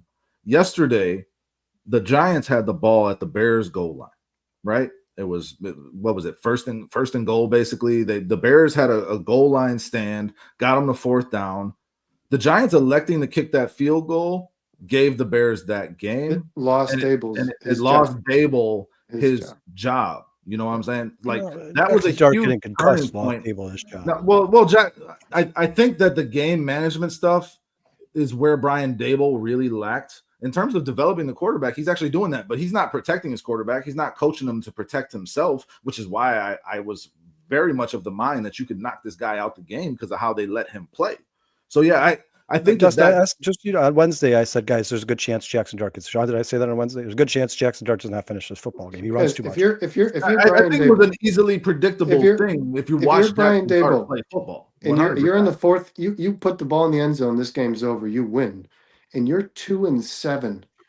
Why would you not go for that? You got no balls. What are you doing? You got no balls. What Yeah, are you doing? I think that's what cost him the job at the end of the day, to be honest. And Out of your mind. Multiple plays in that game that changed the trajectory. The guys, Daniel Bellinger the biggest dropping turning that point. touchdown when Brisker pushed it out. That changed the Oh, yeah, he trajectory. didn't drop If he makes that. that That got ripped catch, out. that's this game is and a maybe great 5 play and maybe by 10 years Columbus. ago that might be It considered a was. catch. That got ripped out. A catch. That wasn't a drop. That was a defensive play that caused that player the Bellinger dropping the touchdown in the end zone when he was same as double Nashawn Wright's interception. He got that shit punched out of his hand. But those were winning plays. The Bears made the stops on the goal line. The defense looked like shit throughout the game, but they stepped up in that moment, right? And that really did turn the game. Their From that interior point, run it felt like the defense Bears has were been going to much win. improved, even with injury. Their Billings interior, stepped up. their Dexter interior stepped run up. defense has been So better. what did you guys think of that the run defense? Sean, you said that Tyrone Tracy was running all over them, but it seemed like in some spots where the In Bears the needed first some big stops, Singletary- they got them. Singletary Yeah, broke you the guys- rig. First half, this- the Bears' the- run defense was Yeah, this is locked what happened. The Bears second the Bears were half, it stacking the was box. absolutely Yeah, not. they were stacking the box. The Jackson Dart was picking them apart. They're like, we gotta stop these tight ends and receivers. Gotta stop Darius Slayton and and Theo Johnson. And they took 8 men. They stopped stacking the box, and all of a sudden the Giants started running the ball down their throats. The Bears have a deficiency. They don't have enough Slayton talent went out on of the that field game. on the defensive Slayton side of the didn't ball. play in the second half. What? I don't think Slayton played in the Yeah, second that half. also that hurt the Giants big time because Slayton was tearing the Yeah, Bears. he was apart. going on. He Absolutely was tearing the Bears on apart. fire. Wandale Yeah. Robinson was getting off on the Bears too. And the If Bears Slayton made was on and the fire, Bears, though. and That the Bears catch. made Do mis- that. the Bears made mistakes in that game as well. Massive mistakes. That missed tackle by Noah Sewell on Devin Oh, Singletary. Singletary. On yeah. Devin Singletary, bro. That was Well, that huge. was a hell That's of a when I stiff texted. arm. That's when I texted the Bears lost. That was a weak ass tackle by When Noah Sewell Sewell. when Sewell missed Sewell that had tackle. the worst. Sewell and Zacchaeus had the worst game for the Bears yesterday by far. Can we agree on that? Sewell Those doesn't two- belong on a football field, guys. He doesn't belong. I mean, and Sewell's been a great story, but there are multiple people on this football team that don't belong on the field for the Bears, and that's kind of the point. This team is still 6-3 with all these deficiencies that still need to be addressed in terms of getting That's what Ben the guy you he were out, needs, Dustin. I getting said Dennis the that. guy he Yeah. needs. Thanks, right? Ron. It's Oh, not thanks, where Ron. it's supposed to be, but they're Appreciate you, winning Ron. football Yeah, games. Ron, you're the man. So here, this is what I was trying to say, Dustin. It's not where it's supposed to be. It's not going to be this year where it's supposed to be. You don't have the pieces. I still think a left tackle Where I'm is at, bro. I'm huge with you. for the operation of this football team. I think Ben 100%. Johnson is using tight ends differently than he would if he had a strong left tackle. I'm going to say that. I think he's using a lot more heavy protection, a lot more what's it called? Max. packages, protection, max protection packages. Yep. And because his left tackle is weak, and I think that's obviously if you get a left tackle, that's going to impact your offense tremendously. But on the defense side of the ball too, and I think Kyle Sean, until they get that, until they have the pieces and they have the offseason and the tape to watch, and they can fine tune this shit. I think Ben Johnson is a-okay with what Caleb Williams is doing right now. I really do. Do you guys, after his last two pressers, he's not using the tight ends the way he wants to use them because he neglected to draft a left tackle and just chose to draft a tight end? Okay, well, I'm not going down that rabbit hole. But dude, the team is where they are at this point in terms of construction. Yeah. Do you think after his last two pressers, the things that he said about Caleb Williams, do you think Ben Johnson has a problem with the way this is going right now? He sounds very embracing to me. I think he's happy when they win games. I think he's very frustrated that it's not moving along as fast as he wants it to. Yeah, but he keeps talking about Caleb's ability to create stuff. I think that he's just as enamored as you and me. Why can't this look like Drake May and the Patriots? It can. It can. It absolutely can. We have a better offensive line and we have better weapons. Maybe next year. We have a better run game too, guys. We're second in the NFL in rushing. I think it can look like Drake. That's a huge testament to Ben Johnson and this team, right? I think because they were not running the ball well. I disagree. I disagree strongly with that consensus, man. You're comparing. Listen, when your defense can stop somebody, you play differently on offense. The Patriots can do a lot of different things. The Bears they find themselves consistently having to throw downfield. The Bears are a team that is kind of, yes, you're right, Sean. They're constantly putting themselves in a position where they have to do this catch-up bullshit, and they have to pass the ball. And the Patriots are in command of their games. They're leading their fucking football games. Brandon, I think they've only trailed at one time. I think it was against really quick, J2K. That's exactly what I said, bro. A quarterback, Kyle, has a lot easier life when you're leading a football game. J2K, that's exactly what I said. I said the Bears were dominant in the first half against the run and got destroyed in the second half. That was very similar to the Vikings game. But Kyle, let me ask you this. Kyle, let me ask you this. 5.5 yards per carry. Caleb Williams is going to for sure finish this season with the Caleb Williams is going to finish this season with the most game-winning drives because I think he's already ahead by like 4. But do you think Drake May, if he was constantly in positions where he's down at the end of games, would be doing the things Caleb Williams is doing to win football games? I think Drake May is probably just at the end of the day a more accurate passer than Caleb Williams. But do you think he'd be doing things heroically to win football games? Would a good comparison, Kyle, would a good comparison be accurate passer, Lamar Jackson, Drake May, not so good a passer, Josh Allen, Caleb Williams? Not as accurate. I'm not going to say not as good a pass, but not as accurate. No, yeah, Sean, I agree with 100%. Josh Allen's not running. If the Bills aren't running the ball, Josh Allen struggles.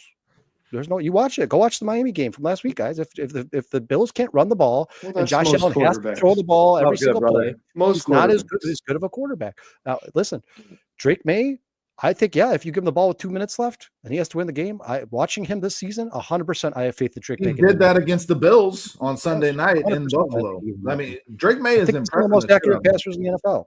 But Caleb is impressing the shit out of me too. They're doing it in very different ways, but I think they're both progressing. Drake May is obviously on an accelerated timeline right now. I wanted to ask that is James, not true at all. Not even close to true. Guys, let's let V-Dog ask this question. V-Dog's always with us, all right?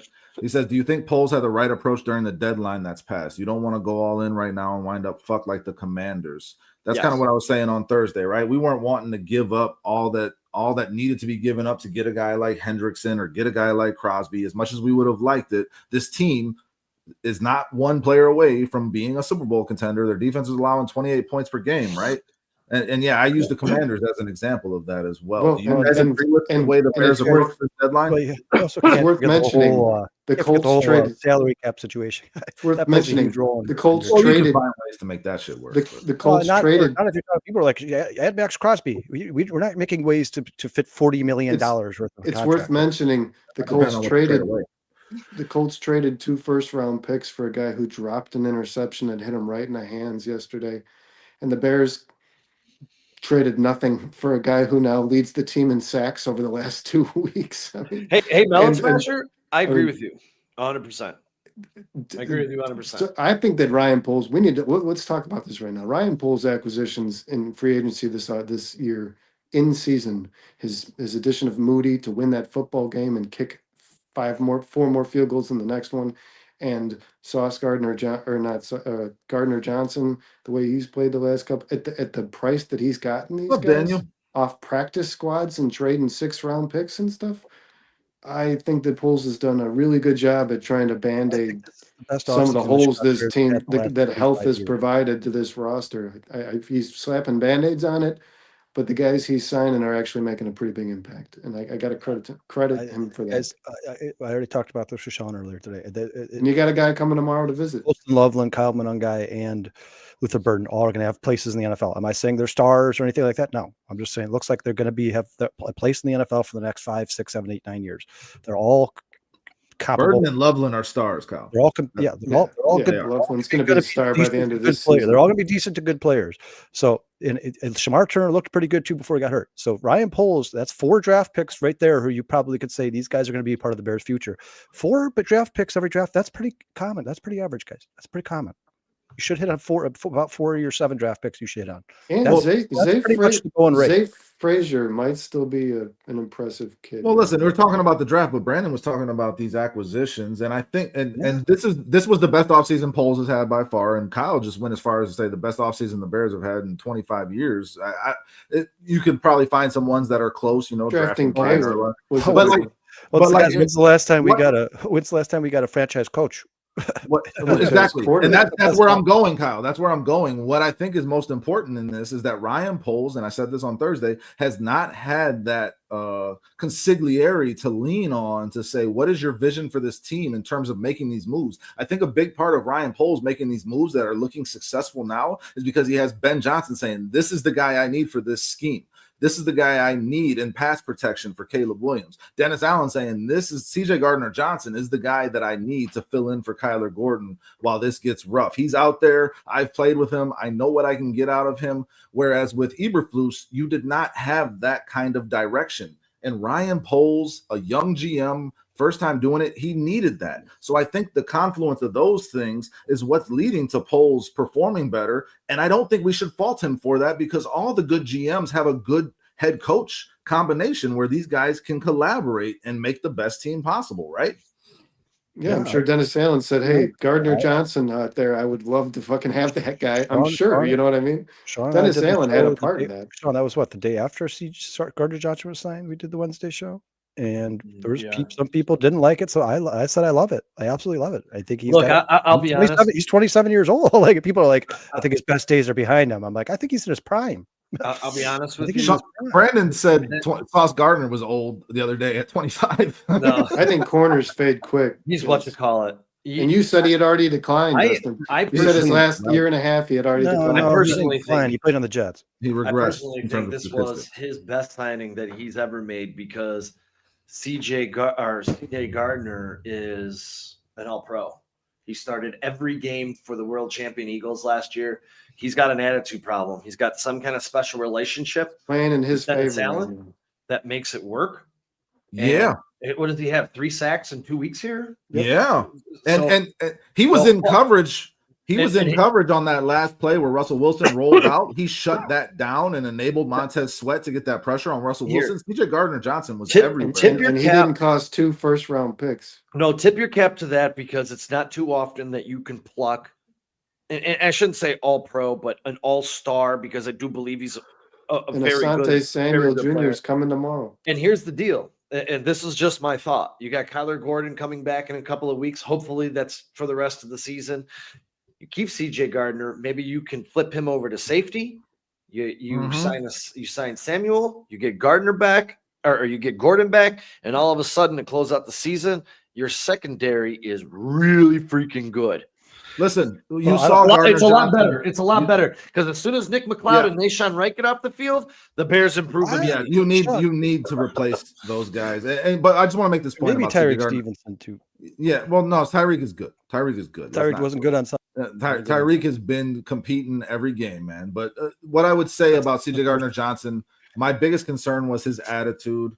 And this locker room happens to be a really good locker room right now. And you saw it when he got handed that game ball, how much he pointed out, like how much he appreciates the culture in that locker room, the team. He was sitting on his ass for a month and he's back in football and he's around a great group of guys. That goes a long way in helping a guy who has had attitude issues in previous locker rooms potentially, you know, fix those things. That was my biggest concern with him. His play on the field has never been. Did you he's a damn good player. The state of your locker room is very important when it comes to guys with character issues. When Colston Loveland caught that big one right by the Bears sideline, Gardner Johnson ran up to him and was slapping him on the helmet. So like he's excited to be a part of this Bears team versus where he was. Listen, and as you said, Brandon, tomorrow Asante Samuel Jr. is in the building and he is meeting. Don't let him leave. He's meeting literally everybody in the NFL. That's his plan. So, like, yeah, and you could also see him go to a division rival who needs him as well. You, as Sean just said, do not let him leave the building. You need to fucking sign this guy.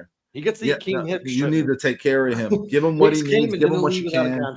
Show him this camaraderie that CJ Gardner Johnson is seeing. Let CJ Gardner Johnson talk to Asante Samuel Jr. and tell him what this team is about. Make him come here and want to be here, because if you can turn Nahshon Wright into Asante Samuel Jr., then your team's prospects got a lot better with Kyler Gordon coming back, as you said, Sean. Like, you have to go hard for this. If you start adding these parts and they stay healthy in the secondary, there's your depth.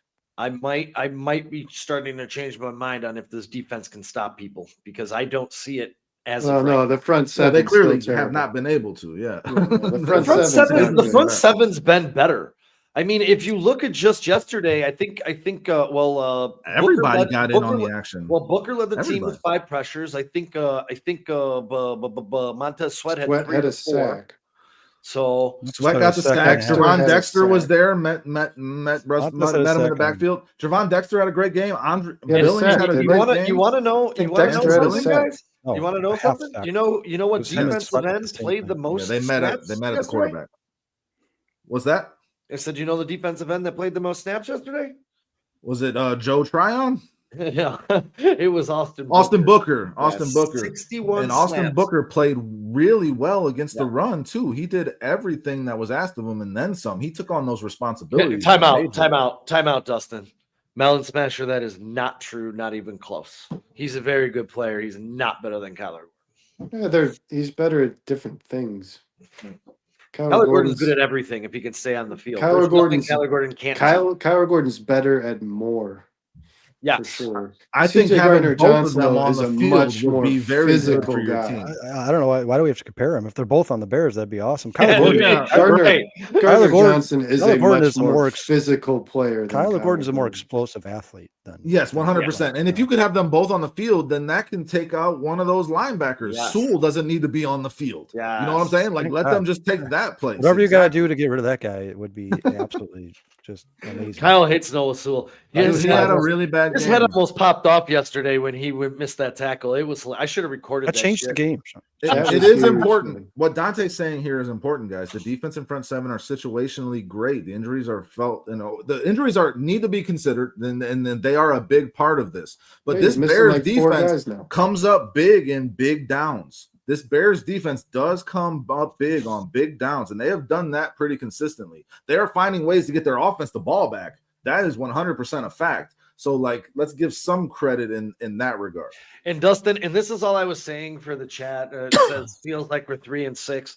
What you're saying, and remember, James, they were missing Booker and Jared. Better teams. Robinson. Let's hope that we can keep that up, because as we've said, it's not sustainable. Better teams protect the football. Better teams do better football things. E-Dog, I love you. The Giants did this. The Giants blew this fourth quarter against don't forget Dial. Against the Broncos, against the Cowboys. 4 games in a row. This isn't a surprise. And this is all I'm saying to you guys. And so I'm saying to the chat, keep it in perspective. Keep what the Bears are doing. Look at the level of the competition. Look at what they repeatedly do. The Giants have blown 4 fourth quarter leads in a row. Sean, I think it's like 10 games going back to last year that they've had a fourth quarter lead in and lost on the road. E-Dog's got a question for you. What's that?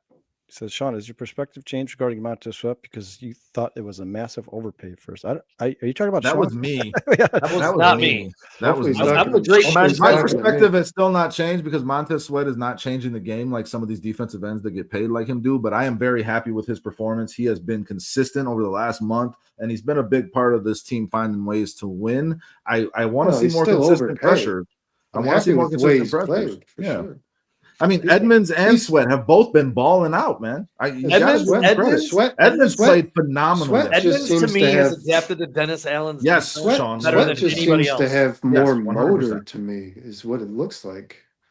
I mean, I think he's just enjoying winning and he's playing his ass off. I think Sweat is who he is. I think this version of Sweat that we're seeing right now is the best Sweat can be. But if he's that's going to make a big difference to this football team, for sure.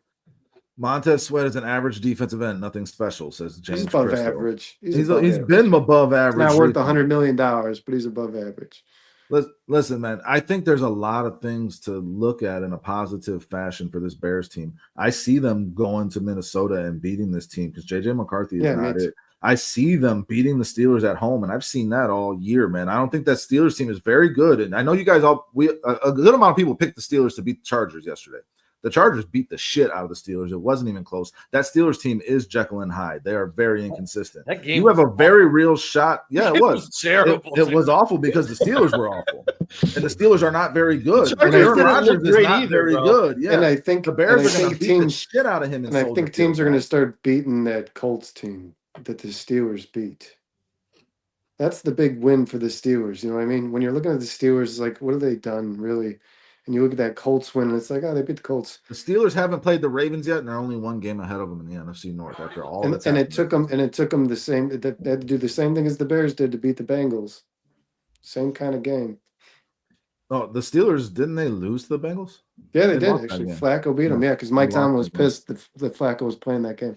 All I'm saying is that I see a clear path right now to 8-3 for the Bears, and then you lose to the Eagles. I'm going to say that, but like there are wins to be found there. You got the Browns at home. That puts you to 9 wins. Just that one right there. You need to find a win against San Fran or against Detroit or split with the Packers, right? And then you got 10 wins, guys.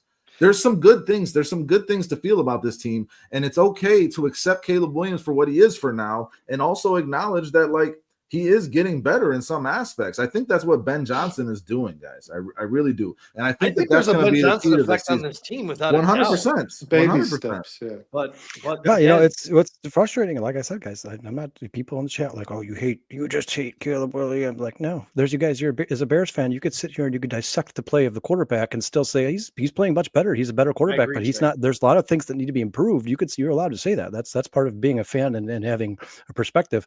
I mean, what stinks is the Bears have. You're a hater unless it's Bears all sunshines and rainbows. Bears have fixed a lot of issues, right? They're good. They're better. They've been better stopping the run. They've been better running the ball. The only thing I think Ben is just driving a little bit crazy is like, how can I get these play within passes? structure? Yeah, play within simple structure. Pass. How play can we on start time. completing the 100%. simple passes? Yeah, and I don't. But I think the Caleb you're talking about is the quarterback of this team when it's a Super Bowl contender. And that team is not this year. Kyle, so all I'm saying is let's acknowledge the good right now in terms of would allow what them we to are be a seeing. super. I don't think their defense, with the defense And they have, I don't think they can be a Super Bowl contender. There are multiple things holding them back from that. My point is Caleb will progress as this team progresses, and when it's time to go, it'll all be there. Well, I don't think we're giving them How enough much? credit, really, That's the because by next year they'll be. They are looking at things they're doing poorly. They're focusing on them clearly and making them better slowly, small steps, but they are. And Sean, why are you laughing at that? Ryan Poles I just watched Jordan Love take a 15-yard sack. Oh, okay. I thought you were laughing at my take. All he had to do was get rid of the ball, and he just took a 15-yard sack. I love Ryan Poles is quarterbacks make mistakes, guys. Jordan Love sucks my ass. Okay, this point is, So Caleb's better than Jordan Love? Oh God, yes. Oh Okay, God, yes. Also, not a very high bar you're setting. Jordan Love sucks, dude. God, he's so Sean, bad. dude, I've been saying that since day one, man. He's not a good quarterback. He's not a good quarterback. and there goes Dustin. Oh, that was awesome. That was Yeah, awesome. yeah, it's unfortunate, guys, because I think if this offense was firing on all cylinders, if they were if they had already reached their ceiling or reached their ceiling the next couple weeks, I'm pretty sure the Bears could outscore almost anybody in the NFL. I think they could. It's going to be a competitive game against anybody, and then they'll keep their defense off the field more, and the defense will look a little bit better. They're not ever going to look great because they don't have the personnel to look great. They've had too many injuries, but I think they could look better, and I think the Bears could make a strong playoff push. But right now, it still looks clunky. Still looks clunky, guys. And Sean, we talk about this every Sunday. There's just no rhythm to the Bears offense. There's times where they look amazing, especially when the fourth quarter with 2 minutes left, they look amazing. But there's times throughout the rest of the game where you're like, what is this? What is this? It's the Giants. They're the 29th worst passing defense in football. What's going on? Beat the shit out of them, guys. You have a much better roster. Go beat the shit out of them. I mean, that's his fourth quarter. I mean, he has been a fourth quarter hero, 670. Well, yeah, man, two of those drops were potentially touchdowns, man. I mean, the Zacchaeus one was 100%. 100% should have been a touchdown. That was a great pass. Zacchaeus sucks. Yeah, Greg Olsen said you cannot throw that ball on the move any better than he did. Well, Brent, let me ask you about this because I know I've heard you talk about this before. Is there a chance, and I'm not making it a cop-out for the wide receivers because you get paid millions of dollars to play football, catch the damn ball, but is there a chance that Caleb, in some situations, instead of throwing a touch pass, throws rockets?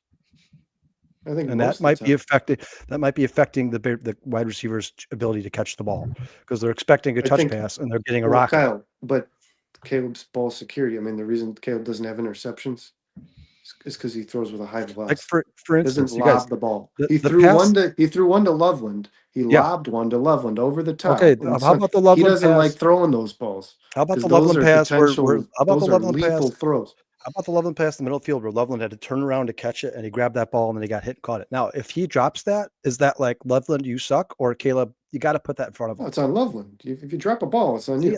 I think it's on both. Both of them. I think that this comment right here from J2K is an important. The rules, they say it all the time. If it hits you in the hands, you got to catch it. But there is a place. If you have a guy wide open, you got him a stride. There is a place for the bullet and there is a place for the touch, and Caleb is still learning that. But to be fair, as J2K says, when the offense comes out and we're down by a score, tell me you don't believe in Ben and Caleb.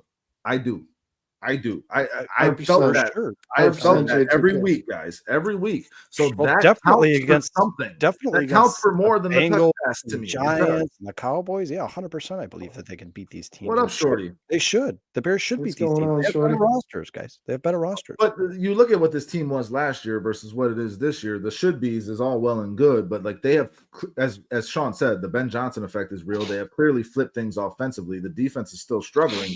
But this is not a feeling that you've had often as a Bears fan, where that quarterback comes on the field, Kyle, and you have faith that he's going to get it done if he has the ability to do. If it's a one-score game and he can make a difference, you have faith that he's going to be able to do that. That matters. And this is what you projected. Ben has had some rough moments this year. The Bears are allowing the most. Head coach makes sense. The Bears are allowing the most points per game, and they're 6-3.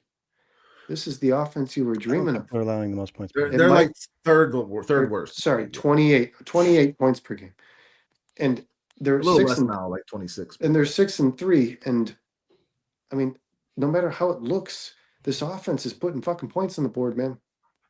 And it's putting enough points on the board to win a game. And that's what I mean, when we lose sight of that's the point of this sport is to get more points than the other team and win the fucking football game. It doesn't really matter. Kyle, you said it yourself. I don't care how they do it. If they get a Super Bowl, I don't fucking care how they do it. Well, that might be what this. A year from now, this team's going to be better. They'll be improved. The roster will be better. Caleb will throw at a higher percentage, but it might not be as clean as you ever want it to be because Caleb will always have that in him where he likes to get out and make plays. Well, won't go anywhere. That's not going anywhere, guys. There's not going to be a time ever. Which, by the way, let me ask you this. If I told you Ben Johnson was able to train Caleb like a dog to sit in the pocket for the rest of his career, but he took the element of creating plays from him, how would you feel about that? Dude, he's already talked about that numerous times, Brennan. Ben Johnson has addressed that with the media. He said, I don't want to take that out of Caleb, but I know, but what if that's what the it structure took of my offense? He what if says that's that what all it the took time. to Then get that's him not to a play good in quarterback. structure? If the is to quarterback can't eliminate play under that center, if the entirely. quarterback can't play within the structure of the offense because he can't play under center and he can only play on off script plays and he can only run around when somebody gets open, that's not good because he's going to get hurt. The reality, get hit. Kyle, is that He's gonna get Caleb hit. has been great under center, and Caleb has been great with play action this year. Those are some of his best statistics. So it is showing that Ben Johnson Sean, bring up the is chart. having that impact on him. Sean, bring up that chart with the player with the touch passes. Bring it up real quick. Catchable Okay, ball but rate. you understand what I'm saying? Like Catchable Ben ball Johnson is working some of that into Caleb while still accepting his Yes. So improvisation. you guys, this is my problem right here. You see the that? catchable throw rate, yeah. No. The 10 to 19 yards, guys. Those are touch passes in the NFL. Those are called intermediate touch, 10 to 19 throws. They're yards. called intermediate. You're throws. not throwing a ball 11 yards at 138 miles an hour. You're throwing a touch pass because you don't have to.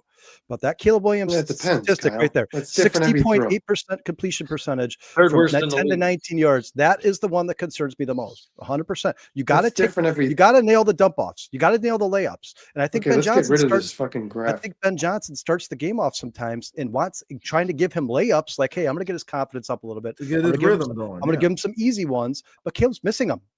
He's missing them, and he's making the game a lot harder on himself. But when it comes to The Eagles are doing the throws, tush push. intermediate throws are from not always scrimmage. touch passes, You man. guys see this? The Eagles are doing the tush push from their first play from scrimmage. first Dude, and the Packers Just to rub it in the failed Packers. that miserably. On 1st and 10, they're doing a touch. Yes, because the Packers are the only team that voted against it. Oh, that's awesome. The Packers religiously they peeled it. They brought Yeah. it back twice. How many yards? Tell me they got like 12 They yards. just got like 4 yards on it. That's awesome. Yeah. They're just going to do the tush push the entire game. Okay, That it wasn't would on be first and 10. Sorry, it wasn't. It was like on third and something. But go ahead. Either way, it's very early in the game, and they're running that tush push down the Packers' face. And listen, man, when it comes to He Caleb, was very offsides, dude. Very offsides, dude. The oh yeah, ball they do was that every before time. The ball was That's- snapped, dude. they do that every time, and they never call it because it's impossible to see. Oh, you saw it on that one. That should have been a false start. But they don't Oof. ever call it. You can see it consistently when they run that play. Yeah, the They don't- camera always catches it. They don't ever call it on the field. Well, you guys, if the whole point of this podcast was come on and be like, hey guys, we won, it was awesome. And who cares what happened in between the first and the first second of the game and the last second of the game? It was fun to watch. The Bears won. Well, then it wouldn't be a very fun podcast. Like the point of us doing this is because we enjoy breaking down the numbers, the statistics. You guys think Sean always brings this stuff in here. We like talking about the progression and it's different scenarios and different timing. I thought Caleb played a really that's good the game. point. Of That's why football, it's man. so fun to talk about it. Like, see what is that this? very What is differently. like nobody in the chat could ever in a million years answer what the ceiling of Caleb Williams is. And if he's drafted number 1 overall, one of the best quarterback class of all time, you project that he's probably going to be generational, win multiple Super Bowls. So we're having the conversation right now amongst each other and our opinions.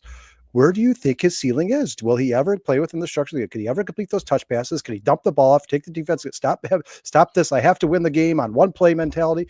Can he ever stop doing that? That's the point of the conversation. That's why And it's fun. that's the crux of the Caleb Williams development, Kyle, is his mentality. It's his brain. It's not his physical abilities because he I know he's all the capable of physical making every ability pass. I to know that. make every pass, those touch passes, those deep balls, the ones where he's sprinting out. He can do all of that. The Yeah, So side Ben JJK, it's Johnson's easy to say battle- yes, JJK, but on this podcast, we say why. Ben Why? Johnson's battle How do right you see now. that? Give me Ben evidence. Johnson's battle right now, I Kyle. thought he is played a breaking clean game down of football yesterday. the habits that Caleb has had throughout high school, throughout college, and then he built a lot of bad habits his first year. So that will take time. He spent a lot more time playing the way Caleb Williams plays than Caleb Williams has spent playing the way Ben Johnson wants him to play.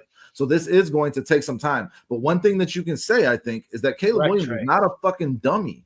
If Caleb Williams puts his mind to it, he's going to start fixing these things. And if you have faith in Ben Johnson, then you believe that he's got him on the right path to be fixing those things. So then it's okay to say throughout this early process, Ben Johnson's a rookie head coach, first year in this offense, first year with all because the the third and short, Because the fourth short improvement was that we're terrible. seeing is nobody- there is noticeable improvement from Caleb last And year nobody- to and this nobody- year. It's and okay to nobody- acknowledge you guys, that. we've had this you know? discussion before, right? I've talked about this all The offseason. pass I to said, Loveland was you guys know what Ryan anticipation. I don't know Poles if is you doing guys this saw that. offseason. You I guys sent wanted you the that defensive angle. end. You guys wanted the defensive end in the first round. We talked about safeties and corners in the draft. And I looked at you guys and said, guys, they're going to eliminate all excuses for Caleb Williams. That's what they're doing this offseason. That's exactly what they're Ben Johnson, Colston Loveland, Luther Burden. They signed 3 new interior tackle or interior offensive linemen. linemen. They spent over $100 million on them. So I said, what's the excuse going to be? And here we are, week 10, and you have to admit, people are like, well, it's a new offense. He's learning a new offense. He's learning a new offense. He got a lot of bad habits. So what I'm asking, I understand that that's the excuse now. Like he's learning. It's not the excuse. It's the reality. Okay, of but now, and I've asked you before. I asked you before. He said by December. That's 2 weeks from now. He said by December, Caleb will be playing much better. That's 2 weeks from now, guys. No, he said that we're going to be playing much better. Well, Brendan, the only way the Bears play better is if Caleb gets more efficient, because their offense is top 10 in the NFL. Where do you see them getting better outside of Caleb getting more efficient? I think it'll get cleaner. I think the operational. I think Luther Burden getting involved in this offense more will make this offense better. Didn't the Bears? That's up to the same Ben Johnson. That's up to the same Ben Johnson. I didn't get to watch the whole game through yesterday. You got to trust the process, right? How many penalties did the Bears have yesterday?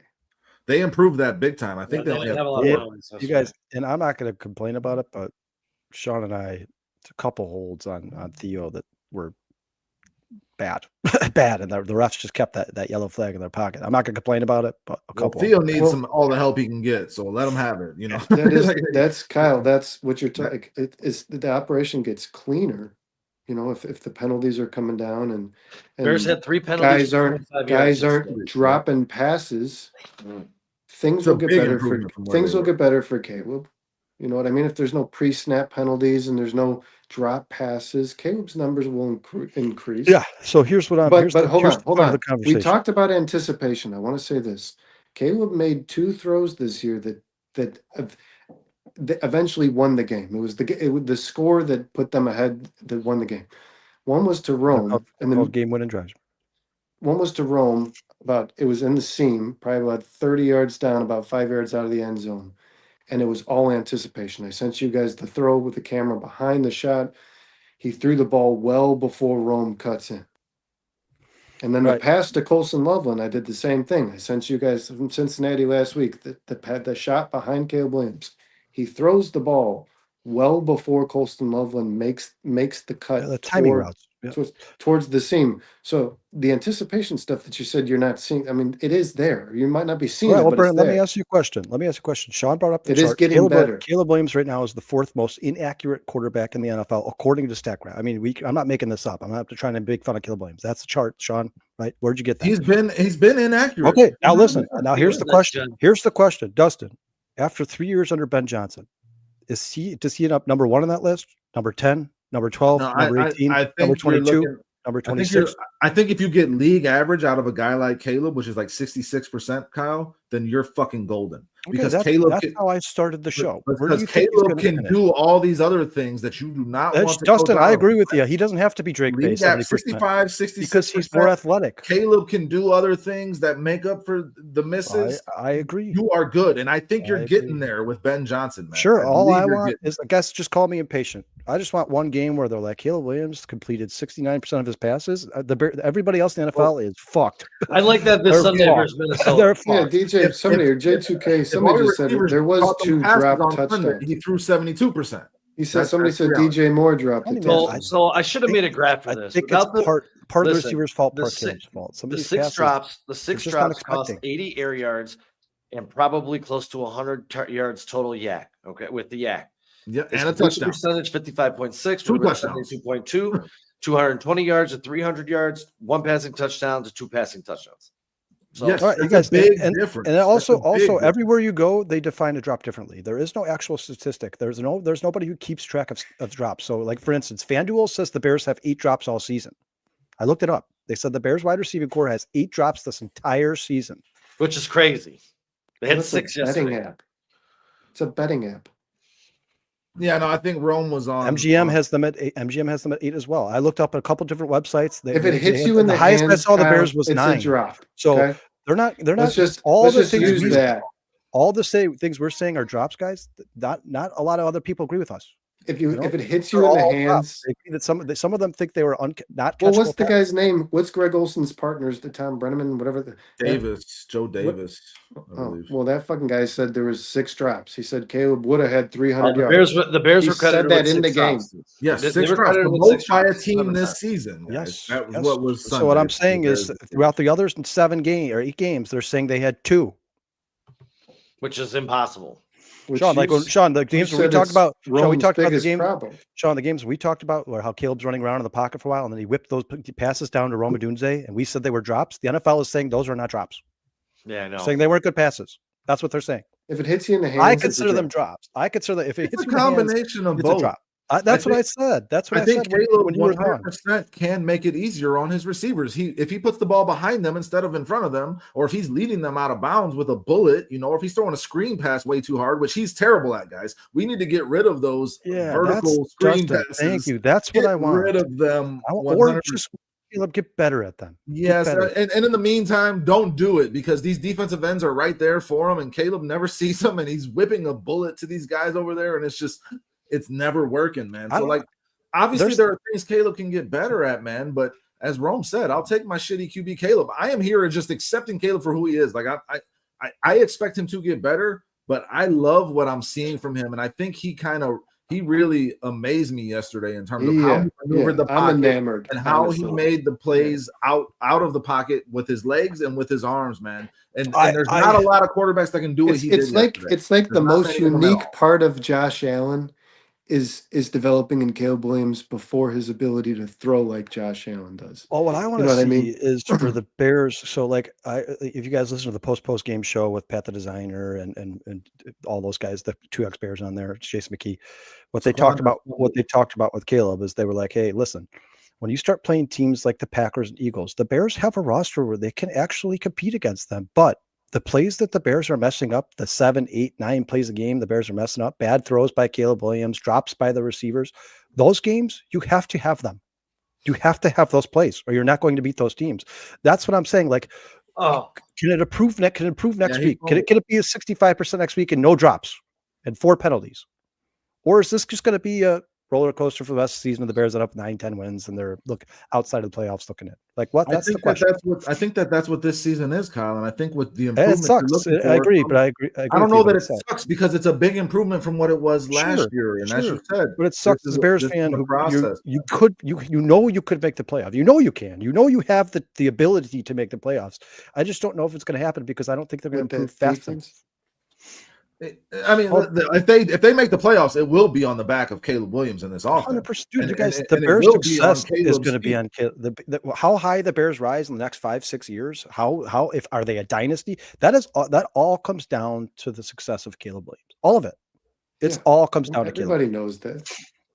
And I think it's too early in the process. I just want you guys. I'm selfish, and I want him to be Patrick Mahomes meets Tom Brady. That's what I want, and it's just. But Kyle, you were the main one on here before the season started, preaching that patience, man. So you got to kind of remind yourself of that a little bit as well. Did I not start the show by saying I love God-given talent? I love the off-script stuff. I love all of it. He's an athlete. He's an amazing athlete and a smart football player. I just wish if he cleaned up those little things, guys. You're talking about probably the best quarterback in the NFL. Let me say if he just cleans up the little shit, the easy shit.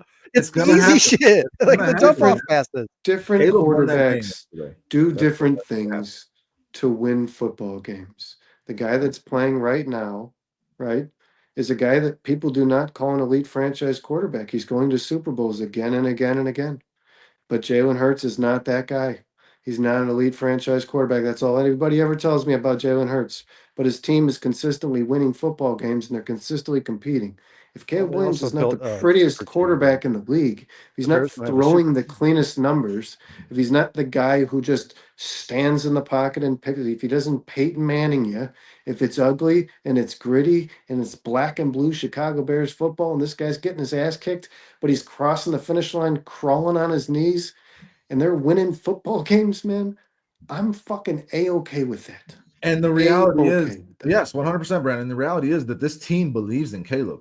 They ice in his veins, they keep saying. You know what I'm saying? Like this team believes in Caleb. And these are he's got it all comes together in one conversation because Caleb is the leader of this football team. You just said that this team goes as far as Caleb goes, and they are bought into what Caleb can do because they see it every day and they know it's going to get better. As Shorty says right here, everybody in this team is in. Kyle, you have all mostly grown up. They're bought into that. You do not know. And you guys, we've seen you guys, and I think you guys can all admit this, right, Sean? We've seen quarterbacks drafted where they're good at certain things and they struggle at other things, and we're like, man, once he fixes that, this guy is going to be legit. And some of them never fix it. What about Jalen Hurts? They never Well, fix it. Josh Allen did, and Prophets about asking Jalen right here. Hurts? How long did it take Some Josh of them Allen? do. Some of them do. It took Took him Sam 3 Darnold years. 6 years. Took him 6 but years. Josh Allen, and I'm I not hope picking, it, I'm not I hope picking, it I'm not doesn't picking take on you. Caleb 6 But years. Sean, Kyle, you said earlier, you said Jalen Hurts when we told you our list of quarterbacks. I put Jalen Hurts 5th. That's where we had him. That's You where we guys said he's not an elite franchise quarterback, but he's going to Super Bowls. So the Eagles don't have an elite franchise quarterback, but they have a guy who's doing what it takes to win football games and Yeah, get them to Shorty, Super I Bowls. understand how What if NFL that's what works. Caleb becomes? I'm not talking about what I think Caleb's going to I be. think- I'm I talking think about what how you I want need- Caleb, what I want Caleb to improve. I now. think, And Brandon, for unfortunately, that to hold true, you probably need not to gonna build be an that elite roster like they did in Philadelphia. Sure, Yeah, but that's the question. How but far can Jalen Caleb Hurts is take still this a big team part of it. The instead of Eagles team were take the Pro Caleb? Bowl. That's the question. But Jalen Hurts is still a big part of it. He is. So what if Jalen Caleb? Hurts was not a big part of it last year until the Super Bowl, in which he played very well. He didn't even, I don't even know if he threw for 3,000 yards last year. They round that season Dude, on he the had- back of Saquon Barkley. 3,200. He had 14 rushing touchdowns. So they got him to the Barkley got him to the one and he rushed it in. That doesn't make Yeah. him an all-pro quarterback, It's bro. a big deal. Some teams can't do that. Oh my God. Listen, I think it's going to take some time. I think it's okay. Rushing in the tush push from the one makes him an elite quarterback, Brandon? That's what you're telling me? No, but 18 or 14 touchdowns is a big deal. It Guys, is. it's going to take some time. You know But what? Caleb has all Then the Josh skills. Allen is just as elite because he gets rushing touchdowns. all Josh the time, Allen's a too. monster, man. He's a And they're not monster. even in the same page, dude. No, they're even in the not. same Josh ball. Allen's a much better quarterback, Sean. I didn't call Jalen Hurts an elite franchise quarterback just now. I said that you said that he isn't, and if he isn't, and they're winning Super Bowls, Just I agree. does Caleb need just- to be? I just wish I knew that. If they have a roster Don't like you wish the you just Eagles, can't then know. no. But Yeah, you Kyle, can't. like this You is the can't. fun part about it. Like when you watch those Blackhawk teams start to come up, when you watch those No, Cubs teams start Sean to and I come have up, said right? numerous Like, times, the this is journey is you don't know what they're gonna turn into. We, I believe, are in the middle of that with the Chicago Bears team. As Shorty keeps pointing out, year 3 is the sweet spot for these quarterbacks. and in I've the defended system, Caleb right? to the death So, with a lot of melon yeah. smashers in the. Caleb has it. Caleb is Captain Clutch. Caleb comes through when it matters most. The other That's stuff why is going to come. the thumbnail It's going to says come. Let's Caleb's enjoy what this is giant right comeback. now. He is by far the the most dude- clutch of the quarter. he- He's by far the most clutch of the He was quarterbacks. magic That's, yesterday. that's huge. That's huge. It is. It's the most important thing, I believe. Like, To but me, there's it's like, the for most important instance, there's a lot of people who believe that quarterbacks who are 6'1" or shorter are going to struggle in the NFL. Like, is that the case, or is Caleb just struggling right now because he's only been in this offense for 9 weeks and he's just, or is it because he's 6'1" and he can't see guys off the line of scrimmage because this offensive line standing right in front of him and he has to get out of the pocket? Like, these are the that's questions thing you want learn later answered. on to maneuver Yeah, that. these are the pocket, questions you want maneuver around answered, your right? O-line. Can I give you guys breaking news that sucks really quick? Off subject. Caleb was magic yesterday. Kate Horton took the second. Yeah, Bruce put it in the chat earlier. I missed it. What a joke. To who? Drake Baldwin, the catcher on the Braves. What a joke. The system is officially broken. And other news today, not in a very limited fashion. Joe Burrow Paul's bringing up Joe teams. Burrow was practicing. Bringing up teams for the Yeah, the window's open. They're hoping he's back by December, is what I read. They're not Guys, winning, but I have some questions that I just want to throw out to you guys, just general questions, league stuff, and I want to see if you guys got any takes on them that could kind of carry a little bit of a conversation. I think we've gone on about this Bears thing a good amount. Hold on, before we're done. Before we're done, I'm just gonna say I don't hate the Bears, dude. I'm just a realist. I see things with my eyes. Maybe you guys see it you hate differently. the Bears, Sean. No. I don't think Well, anybody. apparently I'm an undercover Packer Yeah, fan. So, Jed is a people are joke. going to think what they're going to nonetheless, think. Sean. Yeah, nonetheless, Jed makes jokes. I He's don't fun. hate the Bears.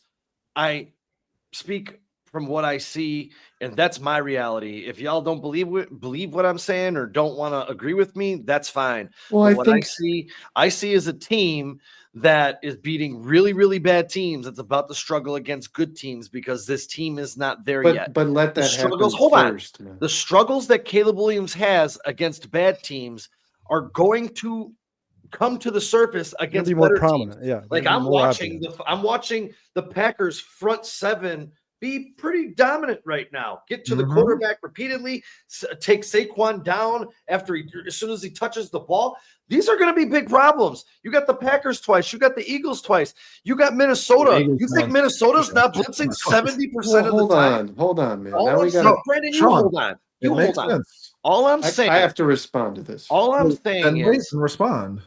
all I'm saying is, I'm keeping it in perspective and saying, hey, I don't think this defense, I think the defense, maybe it has to do with a lot of injuries, isn't as good as it was supposed to be because of injuries. And I don't think the offense is there enough to beat these better teams. You're not coming back against better defenses on a regular basis. It's just not going to happen.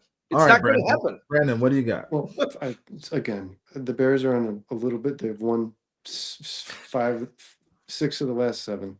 I think what the chat is asking for, man, is just the perspective that this team is winning football games while they're figuring out who the fuck they are. Sure. And that's important.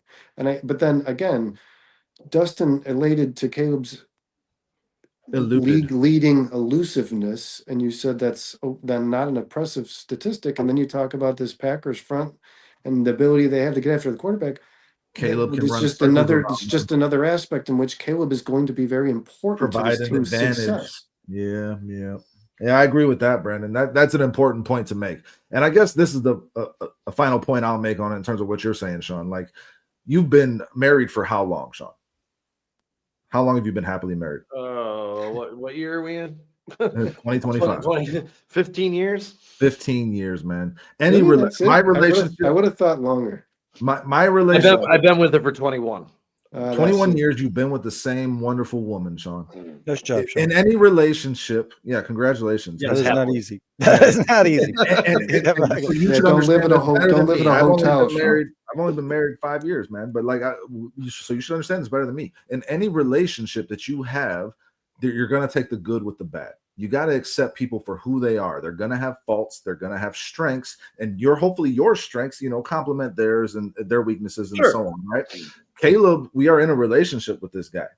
And we, at the same time, if we want them to be better, we're going to communicate to our partners, like we need this from you. I need this from you. Need this from me. Let's find a way to give those things to each other. But like at the end of the day, there has to be some acceptance too of what they are in any good relationship, right? Caleb, we can want more from him, but we can also appreciate him for what he is in front of us now and understand that he is growing. And this relationship between him and Ben Johnson is growing. And if they are doing the right things in terms of communication, expectations, standards, all those things, this will only get better. So like, it is important to have that perspective, I believe, as well. Like, this person could be doing more for me, but I do also appreciate the things that they are doing right now, because nobody else is doing that for me, and nobody's done that for me for years. We ain't had a quarterback doing this shit for us for years. So let's at least appreciate what he's doing now. Look, I appreciate every single Chicago Bears victory. Trust me. And even more than that, Dustin, it's cool that while Caleb Williams is growing under Ben Johnson into the player that we all want him to be, with the anticipation, the timing, all the things, the structure guy, as well as who he is. You have this luxury with Caleb because he's able to lean on the thing that he knows best, guys. And he's never been asked to be the structure guy, but he's been asked to save his team's ass time and time again. He's been asked to avoid. He's been asked to avoid pressure. Hold on, Kyle. He's been asked to avoid pressure. Saved his own ass time and time again. And right now, while he's growing and learning to play within structure, he is still able to lean on something that is winning them football games. And you cannot deny this, guys. The way that the style in which Caleb has won these football games, and I'm not just talking about these, I'm talking about the Raiders too, the early games. He's won, I think, 3 games considered game-winning drives. He's playing his style of football. He's running. He's getting out of the pocket and throwing on the. I mean, it is winning football games right now. If Caleb Williams didn't have that, he'd be nothing. So yes, I appreciate that Caleb is still You still have to have winning football still games have to live with in the reality. talent that he knows that he has while Yes, no, learning You need more. more from Caleb to take the next step. And 100%. and yeah, 100%. And for Bears fans to just go on here and be sick, I'm a huge Caleb Williams fan. I'm a Bears fan, so I know for a fact with Ben Johnson and Caleb Williams, he's gonna be the 70% batter. He's gonna reach these milestones, which, by the way, guys, is the goal they gave themselves. Caleb came out the season and said, "I want to be 70%." That's the goal he gave himself. But you also can live in reality and think with your brain and heart and go, "Hey, maybe that's just not who he is. Maybe that will never happen." You can But say could- that what without he is without could being be good enough still, yeah, Kyle. but What without being he a is Bears could hater, still you be can good still enough. say Yes, they just you won't could also reach say those he could goals. still win Super Bowls. That's just And really quick, reality. whoever I can't remember, Maybe he someone won't just be a said 70% passer. someone Maybe just not. said that this is pathetic. I'm not taking cheap shots. I'm speaking what I feel. If you feel that's a That cheap was shot, Illinois then it is Jones. what it is. I think that was Illinois Jones. I saw I his don't know. dog. I don't know who it is, but I'm not taking cheap shots at anybody. I'm watching with my eyes and saying what I feel from my heart. People are going to say If stuff, that's a cheap man. shot, then that's you take it as a cheap shot, then take it as a cheap shot. I'm speaking from my heart, dude. I'm a diehard Bears fan. You cut me, I bleed orange and blue. I love this fucking team more than anything on this planet besides my wife and my child. But Don't ever question my me issue and my how issue, I feel about this franchise. my issue I with this. love this fucking Yeah, team. yeah, Sean. I'm not. Nobody's doubting that. Nobody's doubting that. And if anybody in the chat is, don't worry about it. Then let that shit roll off. My issue with this Caleb conversation becomes he's in his second year and his first year in a new offense, and fans that were telling me to not be critical of Justin Fields are telling me that Caleb Williams ain't it. That we got a quarterback problem. And here's another thing. Justin Here's Fields another in thing. year 3 Here's- deserved a little more. Here's guys, another but- thing that I but think guys, is for level-headed overlooked pretty people to say, I think consistently, Caleb man, is good and he's not going to be great. He's just going to be really good and never be great. That's not, you can't be like, well, you're not a Bears fan. You're an idiot. You just hate Caleb Williams. Like that's, if you watch what he's done this season, I've you never could said I say, hate I Caleb think this guy's going to be really good, Something- but he's never going to be Patrick Mahomes. You could say I mean, that. has anyone something- ever heard me say I hate Caleb Williams? I'm just saying. something. I've I don't think never Dustin. said I don't think Dustin was referring to either of you guys. I'm 'cause- just saying in yeah. general, like let's have some perspective here. We gave Justin Fields the time. And something worth It wasn't saying here fair. is Caleb has shown since more Caleb already. was on this, since Caleb was drafted to this football team, Kyle, I've heard you say it. Sean, I've heard you say it. Last year, when Caleb was presented with game-winning drives or situations in which he needed to win the game, he often did what he was required to do, and his team lost anyways. You know, Matty Rufus didn't call the timeout in Detroit. He got plummeted and Minnesota got sacked like 20 yards back, but I mean, there was no protection at all. The game against the Packers, the field goal was blocked. He brought his team back. The game against the Commanders, he brought his team back. They threw the Hail Mary. So all the way back to last year into this season, Caleb Williams has been a game winner when the game is on the line, and his team won 5 games last I don't season, think anybody's and he's denying got that. 6 already. I don't think And anybody's it's Kyle. What I'm saying to you is it's proving that Caleb Williams' ability, the ice water in his veins thing that Ben Johnson talked, the ability to No, just they said like literal ice. go Like, out there and cubes win of ice. games Curtis, is going we to understand. continue to improve the Bears' All I want- record. We All I'm asking understand. for is more We of a understand. complete quarterback and get rid of the clunky offense. Stop waiting to the fourth quarter. Be a team that takes control of the But- game. Go but to the it's fourth making an quarter and you impact step on on the somebody's Bears' fucking throat, Brandon. record. That's what I'm saying. Right, I don't give a fuck about records. Be a team do. who comes out I from care the about beginning of the game and takes control of a football game. This is the whole point of what I'm saying. So you don't wait for the fourth quarter because what he's doing is not sustainable in the NFL. Well, Sean, if you don't It care is about not. records, what are we talking about? Continue. You said I want to break records. I want to win football No. games. Hey, records will come. I can give No, a fuck I about a said record. the Bears. I I wanna said go Caleb's. Sean, he's talking about their win-loss. I said record. Caleb's yeah, win-loss. ability to win Win-loss. games is affecting their winning record. Oh, I thought you said break records. I don't give a fuck No. about records. But No, I don't care about that. it's either. also not insane for me as a Bears fan to say I Exactly. know the difference between a winning quarterback and a generational quarterback, and I know it's really, really shitty me to say. I guess it's I want a generational quarterback, and I don't know if he is, but he is a winning quarterback. But Jalen Hurts is a winning quarterback, and he's not generational. He's not a That's a generational. great Yeah, quarterback. but you can win Not at Super all. Bowls with Jalen Hurts. Yeah, So you like can. there's Yeah, a you there's a can. direction to go Dustin, here. I want 8. Here and Justin I want 8. And I was told when he was drafted number 1 overall, he's a generational quarterback.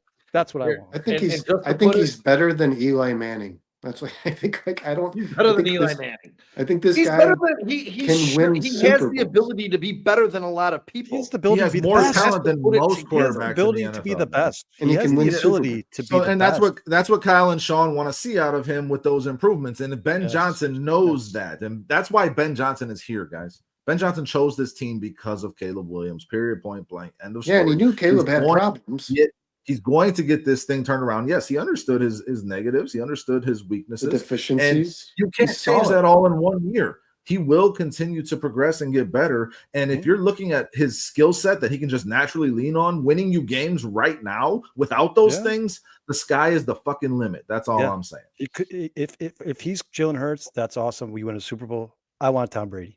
that's all I'm saying. Hey, Well, DJ, Well, everybody wants Tom Brady. There's only one of those. Hey, dude. DJ Profit. Thanks, For Now there could be Mitch. two. Don't generational shit on quarterback, people's it dreams. should Dustin. be easy. There could be two. It should be easy. It should be getting easier. Fair? Well, Fair? Is that not I fair? think it is. I think it You is think in it some is? ways. You Yeah, think it is? because when it Let's comes, see him not struggle for the first 3 quarters. Then I'll start agreeing with you. Well, they scored on the first drive. I think it. What's And really then what happened? Then what happened? I think what's They really didn't score important on the though, is first that drive. when They turnover What? down first. The Bears didn't score on the first drive.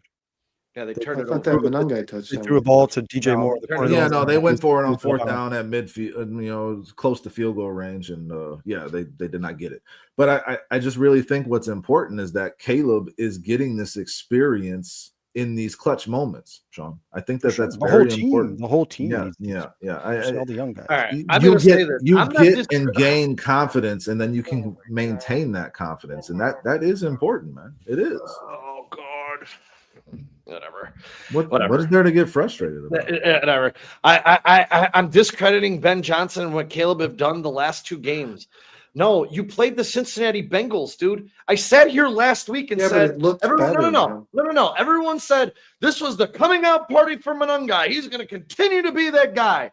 Guess what? He ran for he had 1 run that changed his average because he was stuck at 3.3 yards per carry against a faster, more dominant line yesterday. He wasn't the same guy. He had 7 carries. Ben Johnson took him out of the game. Again, you can say that these things are happening and this team is finding ways to win, but also they clearly need to get better. You can't lean on this to win games. When you play in the NFL. Cincinnati Bengals and you guys want to sit here and say, yes, that was a great throw by Caleb to Colston Loveland. It was also the worst tackling in football, and a lot of other teams would have tackled Colston Loveland right there, and they would have had to try and kick a field goal to win that football game.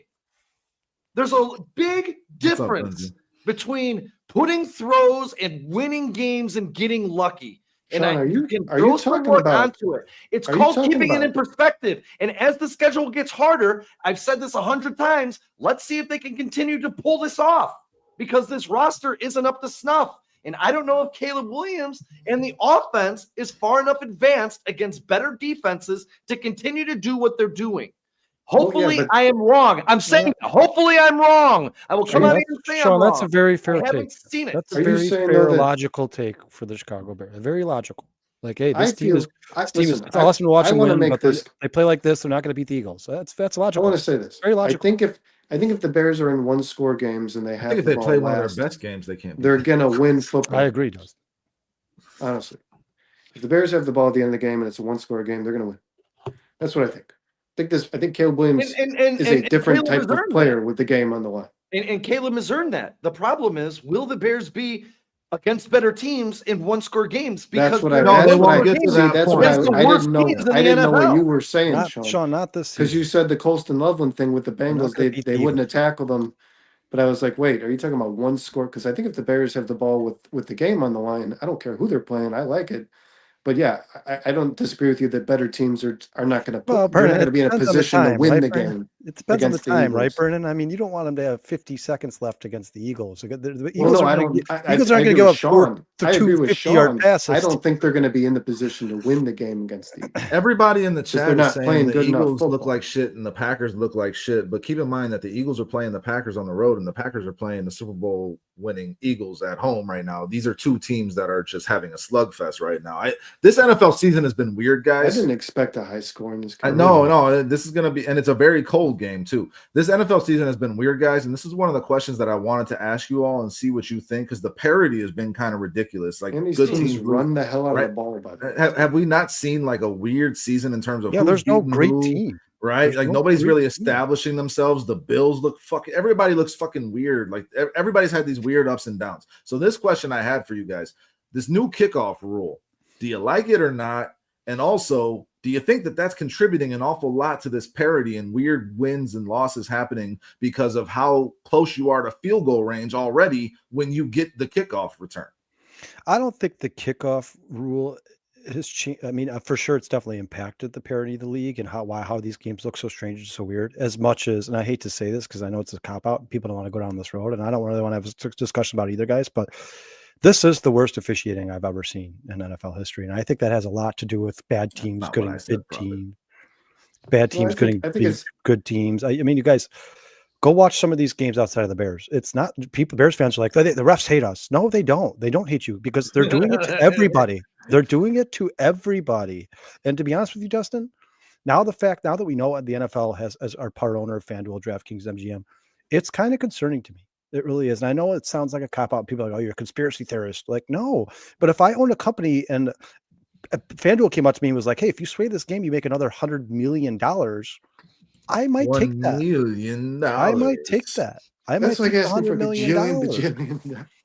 All I'll I'm say saying this, is, man. especially I with think what I do happened in the think NBA. I think it's just I think strange. this too, which I think is good for the NFL, Dustin. I think you don't have too many bad football teams.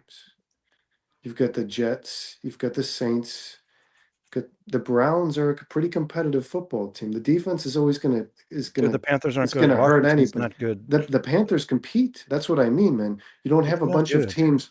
You Not don't good. you don't have a bunch of runovers in this league anymore. And I think like a team like the Steelers can beat a team like the Colts because you know what I mean? The Steelers aren't a terrible football team. Now we probably can all agree they're Not not a good team. really good. They're really not.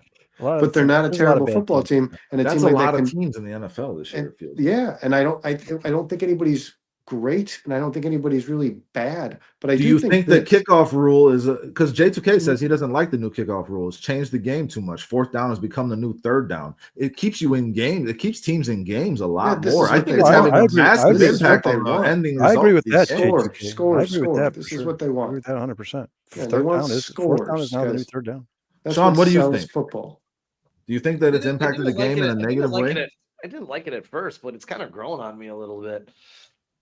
It's kind of growing. But Sean, do you Honestly. think it impacts the game? Do you think it It impacts? does. I think it In a does. negative way I mean, or a positive way? it's shortening the field for sure. 100%. So I mean, Yeah, a lot. I will bet you this. I'll bet you that the drives per game increased. well, you know the thing is, it just makes you say, hey, you have to show up your defense a lot more because you have The less drives per field to game work would with. increase. Yeah. So You don't think so? No, I because actually you have the same wanna amount of possessions. The possessions, you just have a shorter field, so you can score quicker. You Quicker, can get yeah. into scoring position quicker. So more possession. Yeah. So then that could lead to one extra possession a game for each team, something That's like what that. I mean. haven't I would looked into imagine. those I would stats. imagine that it increased. Me personally, guys, and I'm just saying again, I think is that Illinois bad, Jones? I think the bad I believe it officiating. is. Yeah. Have a good one, brother. I think the bad officiating has had Have a a bigger good one. impact on this season. Like you guys, if you JC go watch, Jake like Furlow. for instance, the Browns or the Cowboys and the Packers tied. Go watch the last two drives of that game. I swear to God, and I'm not a Packers fan. You know that I hate them. I want them to lose. Micah Parsons was held on every single play in that both those drives on defense, and was never called once for. They never were called once for holding ever. I gotta Ever. say, the Not biggest one. bullshit Ever. call against the Bears all season happened on Sunday when they called a defensive holding on Grady Jarrett. Did you guys see that? What they called in the what center the when he fuck was grabbed, that? They kept that he drive was going fighting for the two Giants. guys. Yeah, he didn't hold anybody. Oh, and He even the fucking Noah engaged with them. Even the Noah Sewell, Noah I Sewell was thought going in Colston low. Loveland's Noah push off Sewell- was the worst call I've seen. The Grady this Jarrett one was year. worse. Noah Sewell was Colston going in Loveland. low on Jackson Dart, but Jackson Dart was falling down, so his head ended up at the same level as Or Colston his- Loveland's pick. Noah Yeah, Sewell. but Sewell was trying to get a hit in that he didn't need to get in. Sure, but then That's Caleb true. got kicked in the back of the head, and it's like, guys, And there was no I call I think that's also bullshit. But if you're going to call it one way, call it the other way Oh, too. dude, he Yeah, you murdered can't Dart. you can't Noah start Sewell incorporating killed Jackson intentionality in Dart. one and not in Yeah, like what was the intentionality of Noel Sewell versus the intentionality of that DB that need fucking Caleb Williams in yeah, the a back knee of in the the head. head. How many concussions have we seen from knees to the head? We've seen that a That lot. could have Like, very well you put him call in the that a concussion penalty. Yeah, protocol. J2K. It was a big down. The Bears had just gotten a stop and they called a bullshit Yeah, holding that call should have on been a Grady loss of Jarrett. 10 and ended up being Yeah, a 15-yard gain and a first yeah, Yeah, down. Like, and complete Greg fucking Olson, ruins games. Greg Olson even Ruins said games. the line judge that was like 20 yards behind is the the play one that threw the threw flag. the flag, and Yeah. he's like, "How can you I even agree, Dustin. The see Grady in Jarrett thing the was a joke. jumble of It had all no those first of all, players?" the Grady Jarrett thing had no impact on the play. It was stupid. Literally it had nothing to do with the play. And you don't often They're see a bad. defensive Guys, they're holding on bad. a If you had to lineman. It's grade the not. It's refs, if you had very to grade the uncommon. officials in the NFL this season, what would you give them? I'm giving them C an F. minus. C I'm minus. giving them an F, man. Listen, I think that I'm at giving the him end, enough. I think at the end of the day, you're gonna end up needing, AI will start lending itself to how these games are officiated. I really do. Like you're gonna see a lot more technology in terms of because these refs are just old white dudes that can't keep up with the play. Like what do you expect them to do? I couldn't keep up with the play, man. So like eventually that's going to happen. I think the human error is a part of the game. But yeah, there are certain things that are, and it's also the rules, how they've adjusted the rules to where these refs have no real interpretation. It's like it's this. I agree. Or You that, can't change. You can't change the rules Yeah. every 5 Yeah, seconds. because I don't think the the NFL, the that's the ruining face mask, the face mask of DeAndre Hopkins on Deshaun Wright, that is something that you need to be able to like. The refs got to be. That's first off. That flag is for safety. Like that penalty is for safety. When you're grabbing people's heads and ripping them in a direction, that's for safety. You need to be able to. You need to be able to go back and look at that and penalize Hopkins for making that play because he turns Nashawn Wright's head completely one direction. I mean, like, It's just, I didn't want to go down a whole rabbit hole, guys. No, yeah, thanks, Kyle. I got a few more questions to ask. I want to get to them because we're. Do you guys think 3 teams from the NFC North are going to make the playoffs? No. No. Kyle says yes. No. Sean says no. I think so. Yes. I think yes. Me and Brandon just went through the schedules on Thursday. I think from the NFC West, from a completely unbiased perspective, the Niners do. We had the Lions at 12-5, the Bears at 10-7, and the Packers at 10-6-1. So I think those you could possibly see 3 NFC North teams with those records in the playoffs. And my next question was the AFC West. Do you think 3 teams from the AFC West? The Chargers just went to 7-3 last night, kicking the Steelers' ass. Yes, I do. Yes, the AFC West. Yes, 100%. I think you're going to see 3 teams from one division. I mean, unless the Broncos, I'm shocked that Broncos haven't looked good as a winning that football. Broncos team is winning football games however it takes. I mean, look at that, guys. You're talking about like how the fashion which the Bears win. Would you rather it be that? I think the Broncos are kind of the frauds of the AFC. Be the old teams Bears, that they've beat the Bears have that been are trash, keeping teams from scoring nothing. Wins, so it might be they've already got 8 wins. They're 8-2. Yeah, it might be too late to keep them out of the playoffs. Even but it doesn't mean that they're going to make the playoffs. Yeah, but then they'll lose in the playoffs to it. They're not going to go through the playoffs winning games 13. Oh, but you asked if 3 teams. No, I agree. I'm not saying Dustin, do you think 3 teams from the NFC West make the playoffs?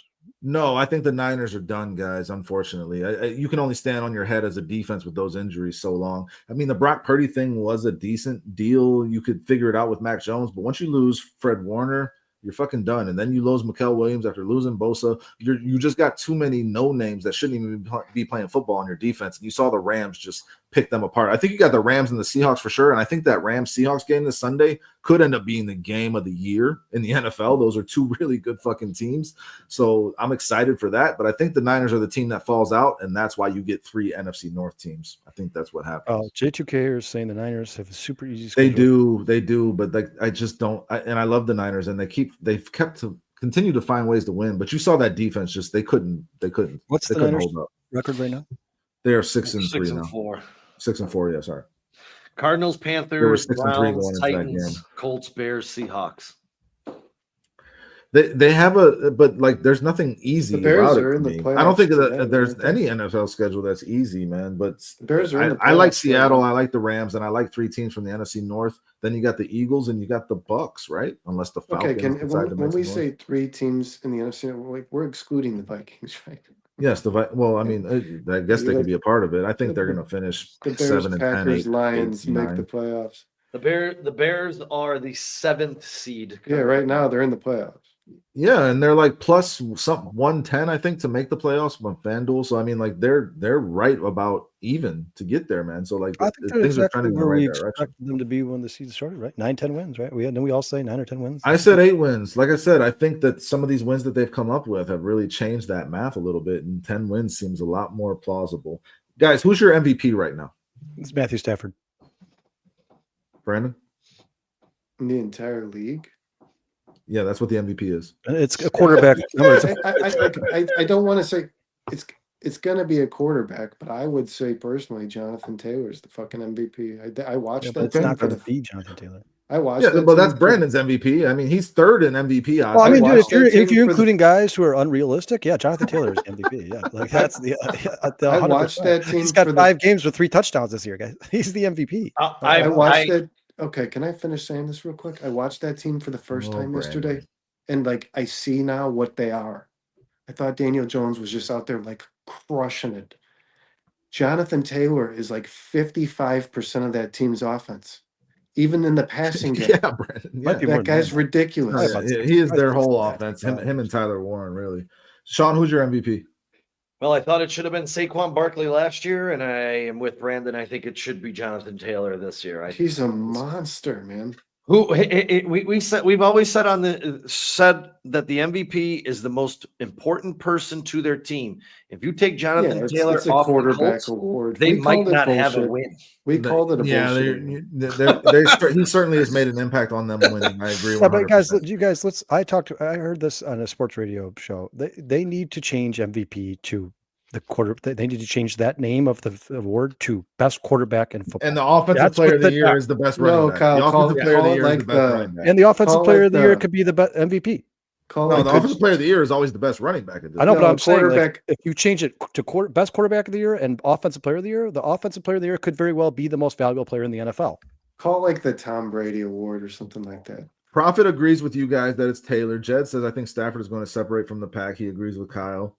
J2K throws out Sam Darnold should get an honorable mention. I agree with that. Sam Darnold's playing out of his mind. I really like Drake May, and he's second in odds right now. Stafford is number 1. Drake May is somebody that you got to keep your eye on as the season goes on, considering how Patrick easy Mahomes their is not schedule gonna is. be out of the finish conversation. Hey, out. Dustin, if Baker we're talking Mayfield is if we're falling talking off. realistic, I'm with Kyle, and I'm going Matthew Stafford. Yeah, Stafford is the leader. He's of the on pack pace right for now. 47 touchdowns and 4 interceptions. Ben, you If guys- that doesn't win you the I'm not- MVP. I'm not- Yeah, and that team's gonna have 12 Yeah, wins. and if you're Guys, I'm not even just trying as old as the amount of interceptions you throw, that should give you MVP. I'm not already. even trying to toot my horn, but Sean, did I Or- not say a month ago? Didn't I say If that? you throw How is your Matthew if you Stafford throw not your the leading age and touchdowns, leader for Stafford MVP? was after that London game. He kicked the shit out of them. Dude, and when just I threw 40. picked him, when What I is said he? Stafford should be the MVP, they had like Patrick Mahomes. 37. When I said he should Really? be MVP, they had Drake May in front of him. Shit. They had Patrick Mahomes in front of I him. didn't think They had of Josh Patrick. Allen in front of him. When I Baker picked him, Mayfield was in front of him at that yes, time. Baker Mayfield was in front of him, and I was like, "How is Stafford not number 1? He should be number 1. This is ridiculous." It's like the NFL forgets that the Rams are there. Like people are just talking about the Rams now. They've Okay. They shouldn't. Let me ask another question. Best teams in football all year. Offense. Let me ask another question. Dan Campbell yesterday took over play calling from John Morton. 37. 37. Yeah, that's what I thought. Dan Campbell took over play calling yesterday from John Morton. Is this a sign that the Lions are on the right track or on the wrong path? They're on the right track because what's the first thing he did? Ran the offense through Jamar Gibbs. Period. Jahmyr End of Gibbs. story. Yeah. What else did he do? He got Jamison Williams really involved in the offense. Yeah. And Jamison Williams is a scary It reeks of a little bit of desperation to me, but like you also did it going into a game against the Commanders, who are not good. So it's like, let's see how this goes over. But it's never a good thing, I don't think, when your offensive coordinator is getting their duties taken away mid-season for any team. Hey But guys, really Yeah, but quick. the Lane Bills did it Johnson a just couple got years ago. taken out of the game due to injury, and some undrafted free agent Fred Johnson just replaced him. sounds like he was generated by AI. Who Fred got Johnson. replaced? What's that? Who got replaced? Lane Johnson got hurt. He's not their left tackle, Romy. He's their right tackle. He's a right tackle, yeah. Okay, Yeah. so Brandon, what good or bad for the Lions? Dan Campbell took over play calling. I think it always sometimes it's able to provide a spark. I think overall there's underlying problems that you're you're not going to be, it's not going to be reported. These coaches aren't going to come out and tell you. But no, Dustin, that's not a good thing. It means you're not doing your job well enough. That's what it means. So Yep. could Dan Campbell run the offense better? Sure, but is it a good thing that? I mean, he's watched Ben Johnson do it for 3 years. Is it a good thing that the guy Sure. who was running the show is not good enough at it? That's a bad thing. You hired the wrong guy. They did. I thought that you were on it. I was on it. It was not a good hire. I think all of us were on it. They Yeah. didn't even look outside the building. They were just all right, you're up. Here you go. I said 100 times it's not about losing Ben Johnson. It's about who you replace him with, and that I didn't feel good about. Didn't they hire him from outside? Wasn't he with the Broncos? Morton came back. He was gone, Yeah. and he was rehired by Detroit. Yeah, he was with the Lions originally, and then they were like, "Well, we liked him so much when he was here. Like, well, what about the other 19 guys availably offered? Yeah. Like, I think they'd be a lot happier with what's his name in New England, Josh McDaniels. I think they'd be a lot happier. With Or is Josh McCown Kevin O'Connell's OC? He's in Minnesota. I think he's the quarterback coach. Listen, here's another question for you guys. This is a good one. Are the Ravens going to lose another game this season? We talked to Sean and Jason and I talked about this a couple weeks ago on the Barely There podcast. If any team in the NFL, I think they could afford to lose one. I think they'll lose one more. I think they'll have 6 losses. Yeah, I don't know if they have a losable game on their schedule. I think they might run the fucking table, guys. The Patriots 12-21 is going to be a tough game. Let's see how that matches up. But they go Browns, Jets, Bengals, Steelers, Bengals, Patriots, Packers, Steelers. God. Well, yeah, strictly by principle. And you know what? The Packers can give a good fight every once in a while. Man. It's at Green Bay. Yeah. That's the one where you could see it. Justin, I think you had the Packers winning that game, didn't you? I don't remember. Is that the one you said? No, I think we gave the Packers a loss in that. No, yeah, you wanted to give the Eagles and Ravens wins to the Packers. No, I did not. I said to you they can't win both. Not. We had them as a loss. You're putting words in my mouth. I never said I wanted to give them a loss. I picked the Packers to win tonight. Yes, yeah. I believe the Packers are going to win this game tonight. But we'll see. So we all think the Ravens are going to win the AFC North. Based on I do. Yep. I do. I think the team what's the score tonight? Not a very high bar. Not a very high bar. Okay, here's another question. Are the Colts for real? Sucks. Are the Colts for real? No. I don't think so either. Their first round knockout. Big regression. First game they play in the playoffs, they're done. I'm gonna say maybe on that. You have to be able to stop Jonathan Taylor. It's only happened successfully once this year. Yeah. Their offensive line is really good. I'm with Sean on this. I'm with Sean on this. The way that Saquon Barkley ran last year, Jalen Hurts only had to be good enough.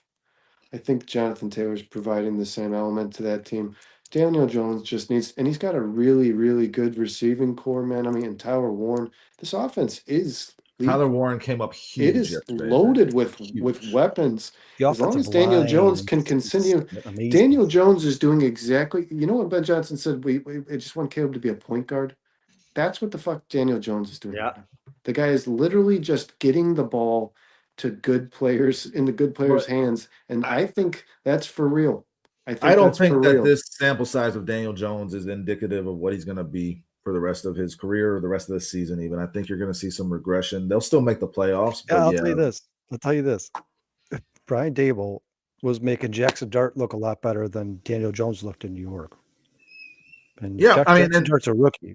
So I think Daniel Jones sucks, and he's on a really good team with a really good offensive line. And like Brennan said, playmakers where you get the ball in their hand, they can do the rest of the work for you. I think you guys, they're saying that the Colts interior offensive line, metric-wise, to be a metrics and stats, is the best offensive line in the history of the NFL. Half the game. They've been dominant. That offensive line's been dominant.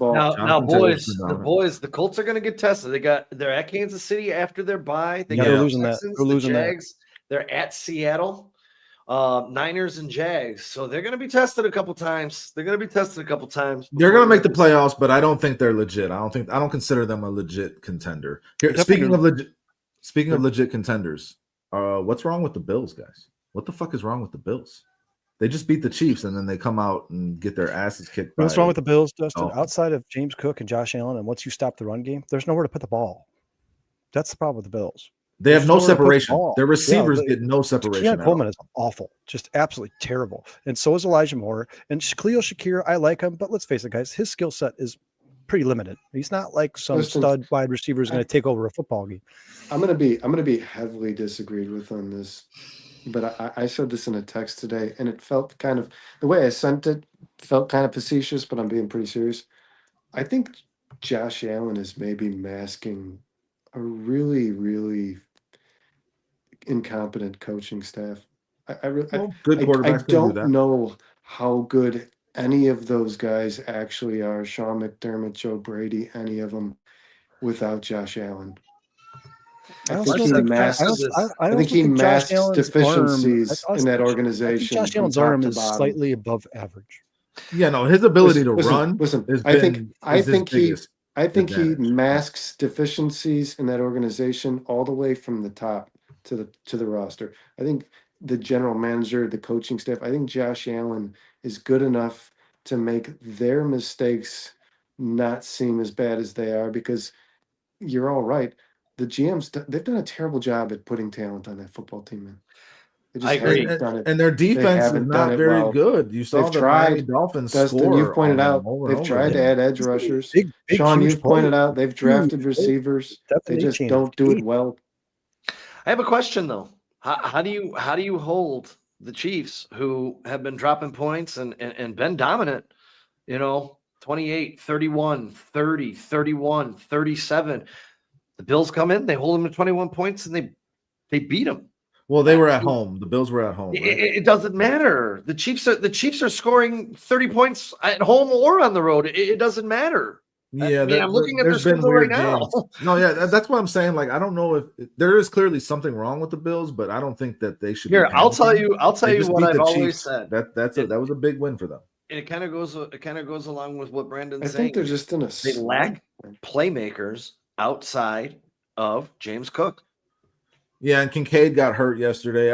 I think that the Bills. Yeah, you take Kincaid off that team. He really has nothing. Yeah, exactly. I think the Bills are going to be fine. As Melon's saying here, it's a December, January, February league. I think the Bills will be fine when it comes down to it. But right now, they clearly have some shit to figure out. I don't know that they're maybe this is an 11-win team. Maybe this is a 10-win team. I also wouldn't be Did surprised. the Patriots just take their place already? Did that just happen? I wouldn't be surprised if the Bills hire Brian Dable for the rest of the season. As like They a should. Consultant. Yeah, as a consultant for the offense. That wouldn't surprise me at all. We're going to find out a lot of the Bills, dude. They still have the usually Bucks, like the a guy like Eagles, Sean McDermott will call him Patriots up and on say, "Do their you want schedule." some work?" Yeah. So- Yeah, the Bills have a tough schedule too, They have man. 3 big time games left, dude. Yeah, they do. So I was just next week. Tampa comes to town, so I think Tampa can't stop the run, dude. If I were to say what's the biggest problem with the Bills, I would say it's their defense in terms of being able to stop the other teams. Like you said, Sean, they were able to shut down the Chiefs pretty well, but that Dolphins team really exposed their defensive inefficiency. So like they're too up and down right now. They're gonna have to figure that out. I got one more question, guys. And then this will be a good question for this show because of what we just went through with Caleb Williams for an hour and a half.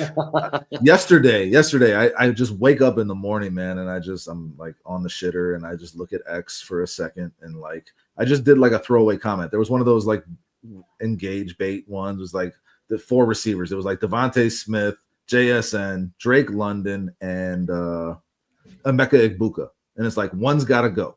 And my comment was Devontae Smith is the only person of this group that is absolutely clearly not a number 1 receiver. And I got obliterated by Eagles Twitter, guys. I'm still getting messages right now from people that telling me how crazy I am for saying that. So first of all, my first thought was, I wanted to know from you guys, am I right in thinking that? Like, I think those other 3 guys are like clearly above Devontae Smith. I would take above. Okay, so we're in agreement there, Brandon. Devontae Smith is the guy, and I think AJ Brown is Who are a the better receivers? player than Devontae Smith, Emeka Egbuka, JSN, and Drake London. Oh, it's just, yeah, Clearly Smith.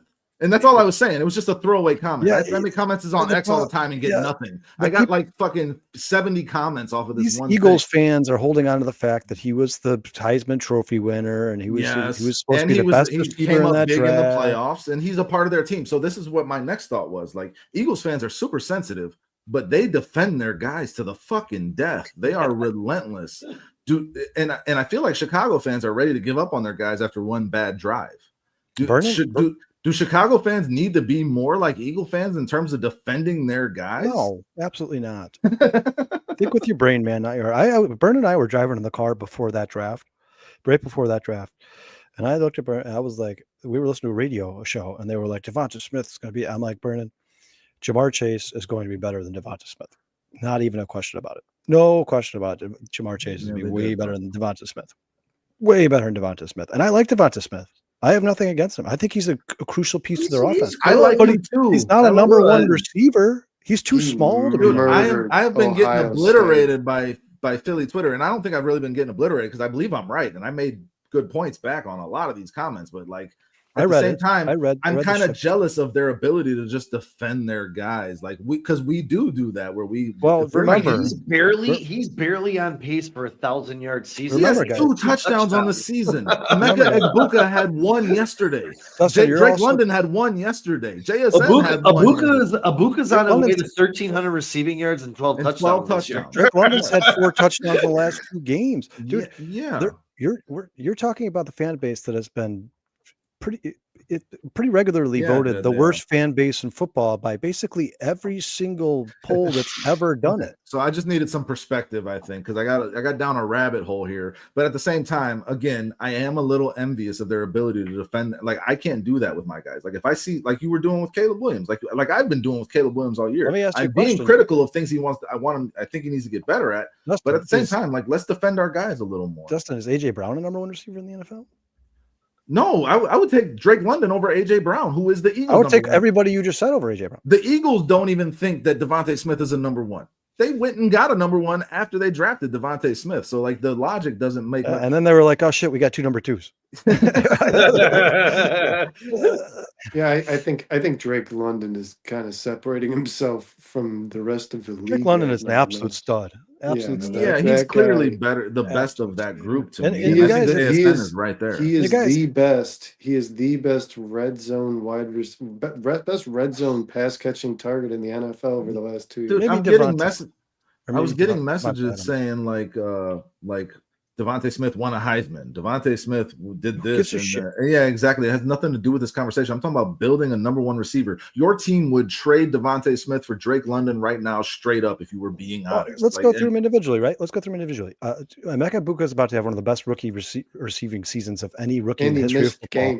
Jackson Smith and Njigba is about to set 3 records that no receiver in the history of football has ever done.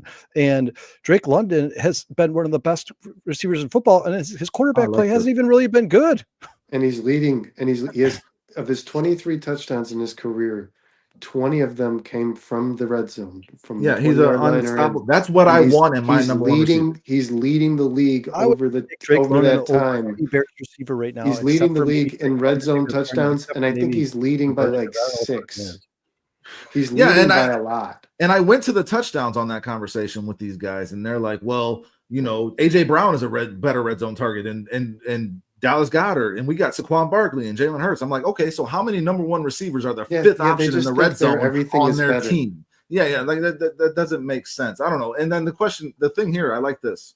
Prophet says I would take Devontae Smith over DJ Moore. I might be in agreement with that. I'm close on that one. I like that. That's a conversation. To me, it depends. To me, it depends on what kind of receivers you have outside. Very different players. DJ Moore, like who else? How else are the other receivers? It would be Smith is more comparable to Rome Odunze. Because I think Devonta Smith has a very particular set of skills, and it has to be complemented by. Kyle does the Taken quote in every show. It has to be complemented by a completely opposite type of receiver, right? Like you need somebody to go get the ball where they can hit the middle of the field hard and they still catch it. Devonta Smith ain't doing that shit. I might take Devontae Smith over DJ Moore right now. I mean, downfield threat. If Luther Burden ends up being what I think he is, I like the Bears receiving core. Luther Burden is exactly what and if DJ Moore is hurt, we're going to see a lot more of Luther Burden, and hopefully OZ once DJ Moore is healthy. Once DJ Moore is healthy, then or if he's even healthy this week, as we all have said, OZ needs to get the fuck off the field and let Luther Burden go. OZ. Let him cook. I thought OZ was drafted to be a backup. He's a good backup. Just be a backup. I hated the signing because I knew it was going to take snaps from. you just knew it was gonna impact what else you could do. I just don't. I don't. Oh, Ozzy to me is I think you've he had could- 3 injuries I on think your he's a team. good and he's fourth guy. It's a good receiver. He's to a have on good your fourth team. guy. Actually, I'd rather see Jade Walker than OZ, to be honest Well, with you. he's 'Cause on we IR. don't know what Walker is. We don't know what he can do. We know what OZ he's can on- do and what he can't do. He's on. We know what you Jade can't Walker- do. We know what Jade you Walker's can't on IR. And Johnny Walker played 3 preseason games, had 2 game-winning touchdowns. Like I'd be like, hey, let's just see. Maybe you never know. Johnny You never Walker on IR. I'm pretty sure. do. Yeah, I haven't Googled heard today. that. I think googled Jade players. Walker was I just on the googled field on today Sunday. players. I He's googled on today Bears players currently on IR, and he was on the list. Really? Yeah, you keep saying I had not. I don't heard know who that. the source was though, Sean. I don't remember what site it was that I clicked on. I'm gonna find out right now. No, yeah, Burden is about to go off, guys. It was this is what I Dio- said. This is what I said all offseason, that it was going to take some time for Burden to get on the field. We knew that because of the injuries and those things. This is the exact time that a guy like Burden comes on and just starts dominating. I think that is about to happen. And I think you're going to see Caleb get better because of it. I think you're going to see this offense get better because of it. Him and Colston Loveland just getting really involved in this offense down the stretch. It's going to be a lot of fun to watch. You could have ended the Bears draft after those first 2 picks, and they would have had a great draft as far as I'm concerned. Burden played the majority of his snaps. DJ Moore left the game, and Zacchaeus played almost all of DJ Moore's snaps. Okay. DJ Moore came back in the game later, and Luther Burden played the majority of his snaps after DJ Moore came back, and at the most pivotal point in that game, guys. I don't know Ben if you guys Johnson. can see that. Ben Johnson. Yeah, is- What? he's on I don't IR. think, no, he is. That's what it says. Yeah, I think he is, man. It says Ben Johnny Johnson. Walker's on I injured believed you. reserve I due to a believed you. concussion. I just that's weird for concussion. Yeah, Well, that's no, a- and that I sounds didn't. like- Like I that said, sounds I didn't know the source. It like- wasn't like ESPN or something that I clicked on. It was some ghetto ass bullshit. But Yeah, because here it Luther- just says it Luther goes Burden up. was on the field when it mattered most, which means Ben Johnson is definitely starting to trust that kid. Yeah, no, we're seeing it happen right now Yeah. with Colston and Luther. Because It's coming. he was in the fourth quarter, Luther Burden, and It's coming, and he and- made a huge catch in that fourth quarter. and I don't know if you It's guys coming. You know why? Look if at that you- right there. I got to rewatch the Yes, game. sir. I didn't get to watch the game, so I sat down and watched it on like replay where I could rewind it and stuff. Luther Burden is a baller on blocking too, man. What up, Alan? These kids, Colston Loveland, Luther Burden, what's his name? Smythe, Melon, are you crazy? Komet, Are you Smythe. crazy? Yeah, Dustin Devontae Means- Adams was not even a Well, I said I think Devontae Adams is the best. Dustin, me and you beat this No, I up. said- okay. Me and you beat this up on the bare minimum. Luther Burden, Roma Dunze, Colston Loveland, Durham Smythe. These guys are Packers just lost monster blockers. Packers just lost Jenkins. Yeah.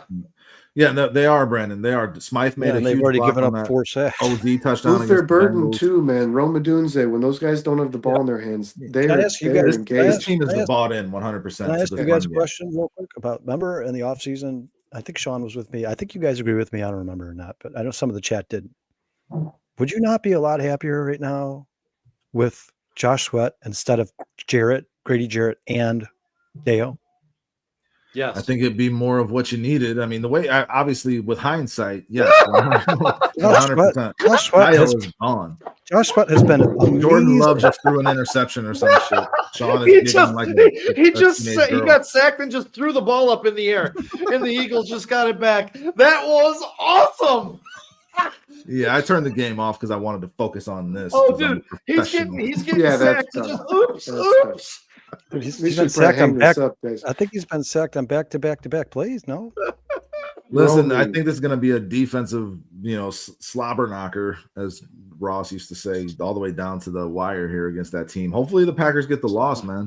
Slobber knocker, and It's and the Eagles' Bears. ball. That sounds like a porn, dude. What the fuck? Slobber knocker? You never heard the term slobber Oh, I knocker? said the P word. That's a good question. yeah, Roland. What back-to-back was that? sacks. I don't Back-to-back know what sacks. that was. Guys, All right, guys, we're running out of steam Yeah, let's here. go watch the football game, everybody. Yeah, let's let's let everybody go watch some football. Guys, thanks for hanging with us. We are happy with what this Bears team is doing. You can't lean on it every week, especially as the competition gets tougher. And I do agree with that. Hey, you But gotta at the get same you gotta time, get better. You gotta get at the better. same time, this team is getting better, and I'm very happy with what I've seen. And I'm not doubting them in these games no more. A lot of people putting it out there that this loss is on Ben Johnson. Well, it was actually a fucking win, so you spoke a little too soon. Bears fans, let's keep it in perspective. This team is showing us who they are, and at the very least, they're fun to watch, which is a big improvement from what they've been the last few years, guys. So I'm with it, and I'm here for it. Yeah, Hey, I'm in. it's been enjoy the journey as much as the destination. Right? Yes, It just yes. stinks when you know they could be better. You know it. Well, You know we it. know they're going to get better because Ben Johnson is at the helm. That's what it comes down to for me. That Yeah, right? the question is when. Yep, that's pretty much it. Like, do they I think get it's better sooner this rather year, than and later. do they get better this year and compete in the playoffs, or they have to wait till next year to get better? And Bear down, Prophet. All right, wow, guys, man. thank you Bear so down, much. Bruce. Appreciate you guys, man. Bear down. Yeah, it's been a lot of everybody in fun. the Thank you all chat, for guys. sticking with us. Thanks for Yeah. hanging with us. Hold on. Good, better, bad. Never let it run. Never let it run. Never let it run. You're good, get better. You're good, get better. You better get better. You better get better. Bears on 3. 1, 2, 3. Bears! Go Ben ahead, Johnson gets so excited to do that. He gets so excited to do that. Hey, Aves. Don't apologize for a B, Avery. Don't apologize for a B. What do you want We to don't say? apologize for B's in this education I system. hope the Packers lose all their good players. Well, they've lost They're a couple. working on it. We're They're on a working on good. it. We're on a good pace here. Yeah. All right, love y'all. boys. The Packers look like they're missing Tucker Avery in the Kraft. is what they chat. look like. W Avery in the chat.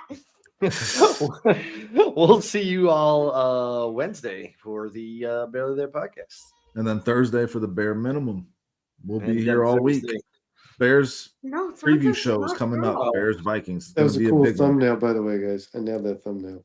Caleb's the giant over that defensive line that couldn't get a sack. Yeah, except for nope. Sean put it on when he came. when he came in. Yeah, we had like the old one from Yeah, Sunday. we had the last one. That's Well, you okay. can't see it is what anyways. I'm saying, like, for the viewers, go check out the thumbnail. Got four Yeah, make sure faces you go in front look of it. at Brandon's thumbnail. Well, they're gonna everyone. see it if Yeah. they click the Go show. look at the thumbnail, everybody, right now. Everybody, love And while you you guys. do it, Take it easy. like and Appreciate you. subscribe. Yeah, hit that like Yes, button. Make sure definitely. you subscribe. We have not said that in the entire show. That's how Tasty good Adam, we are thanks, at this. man.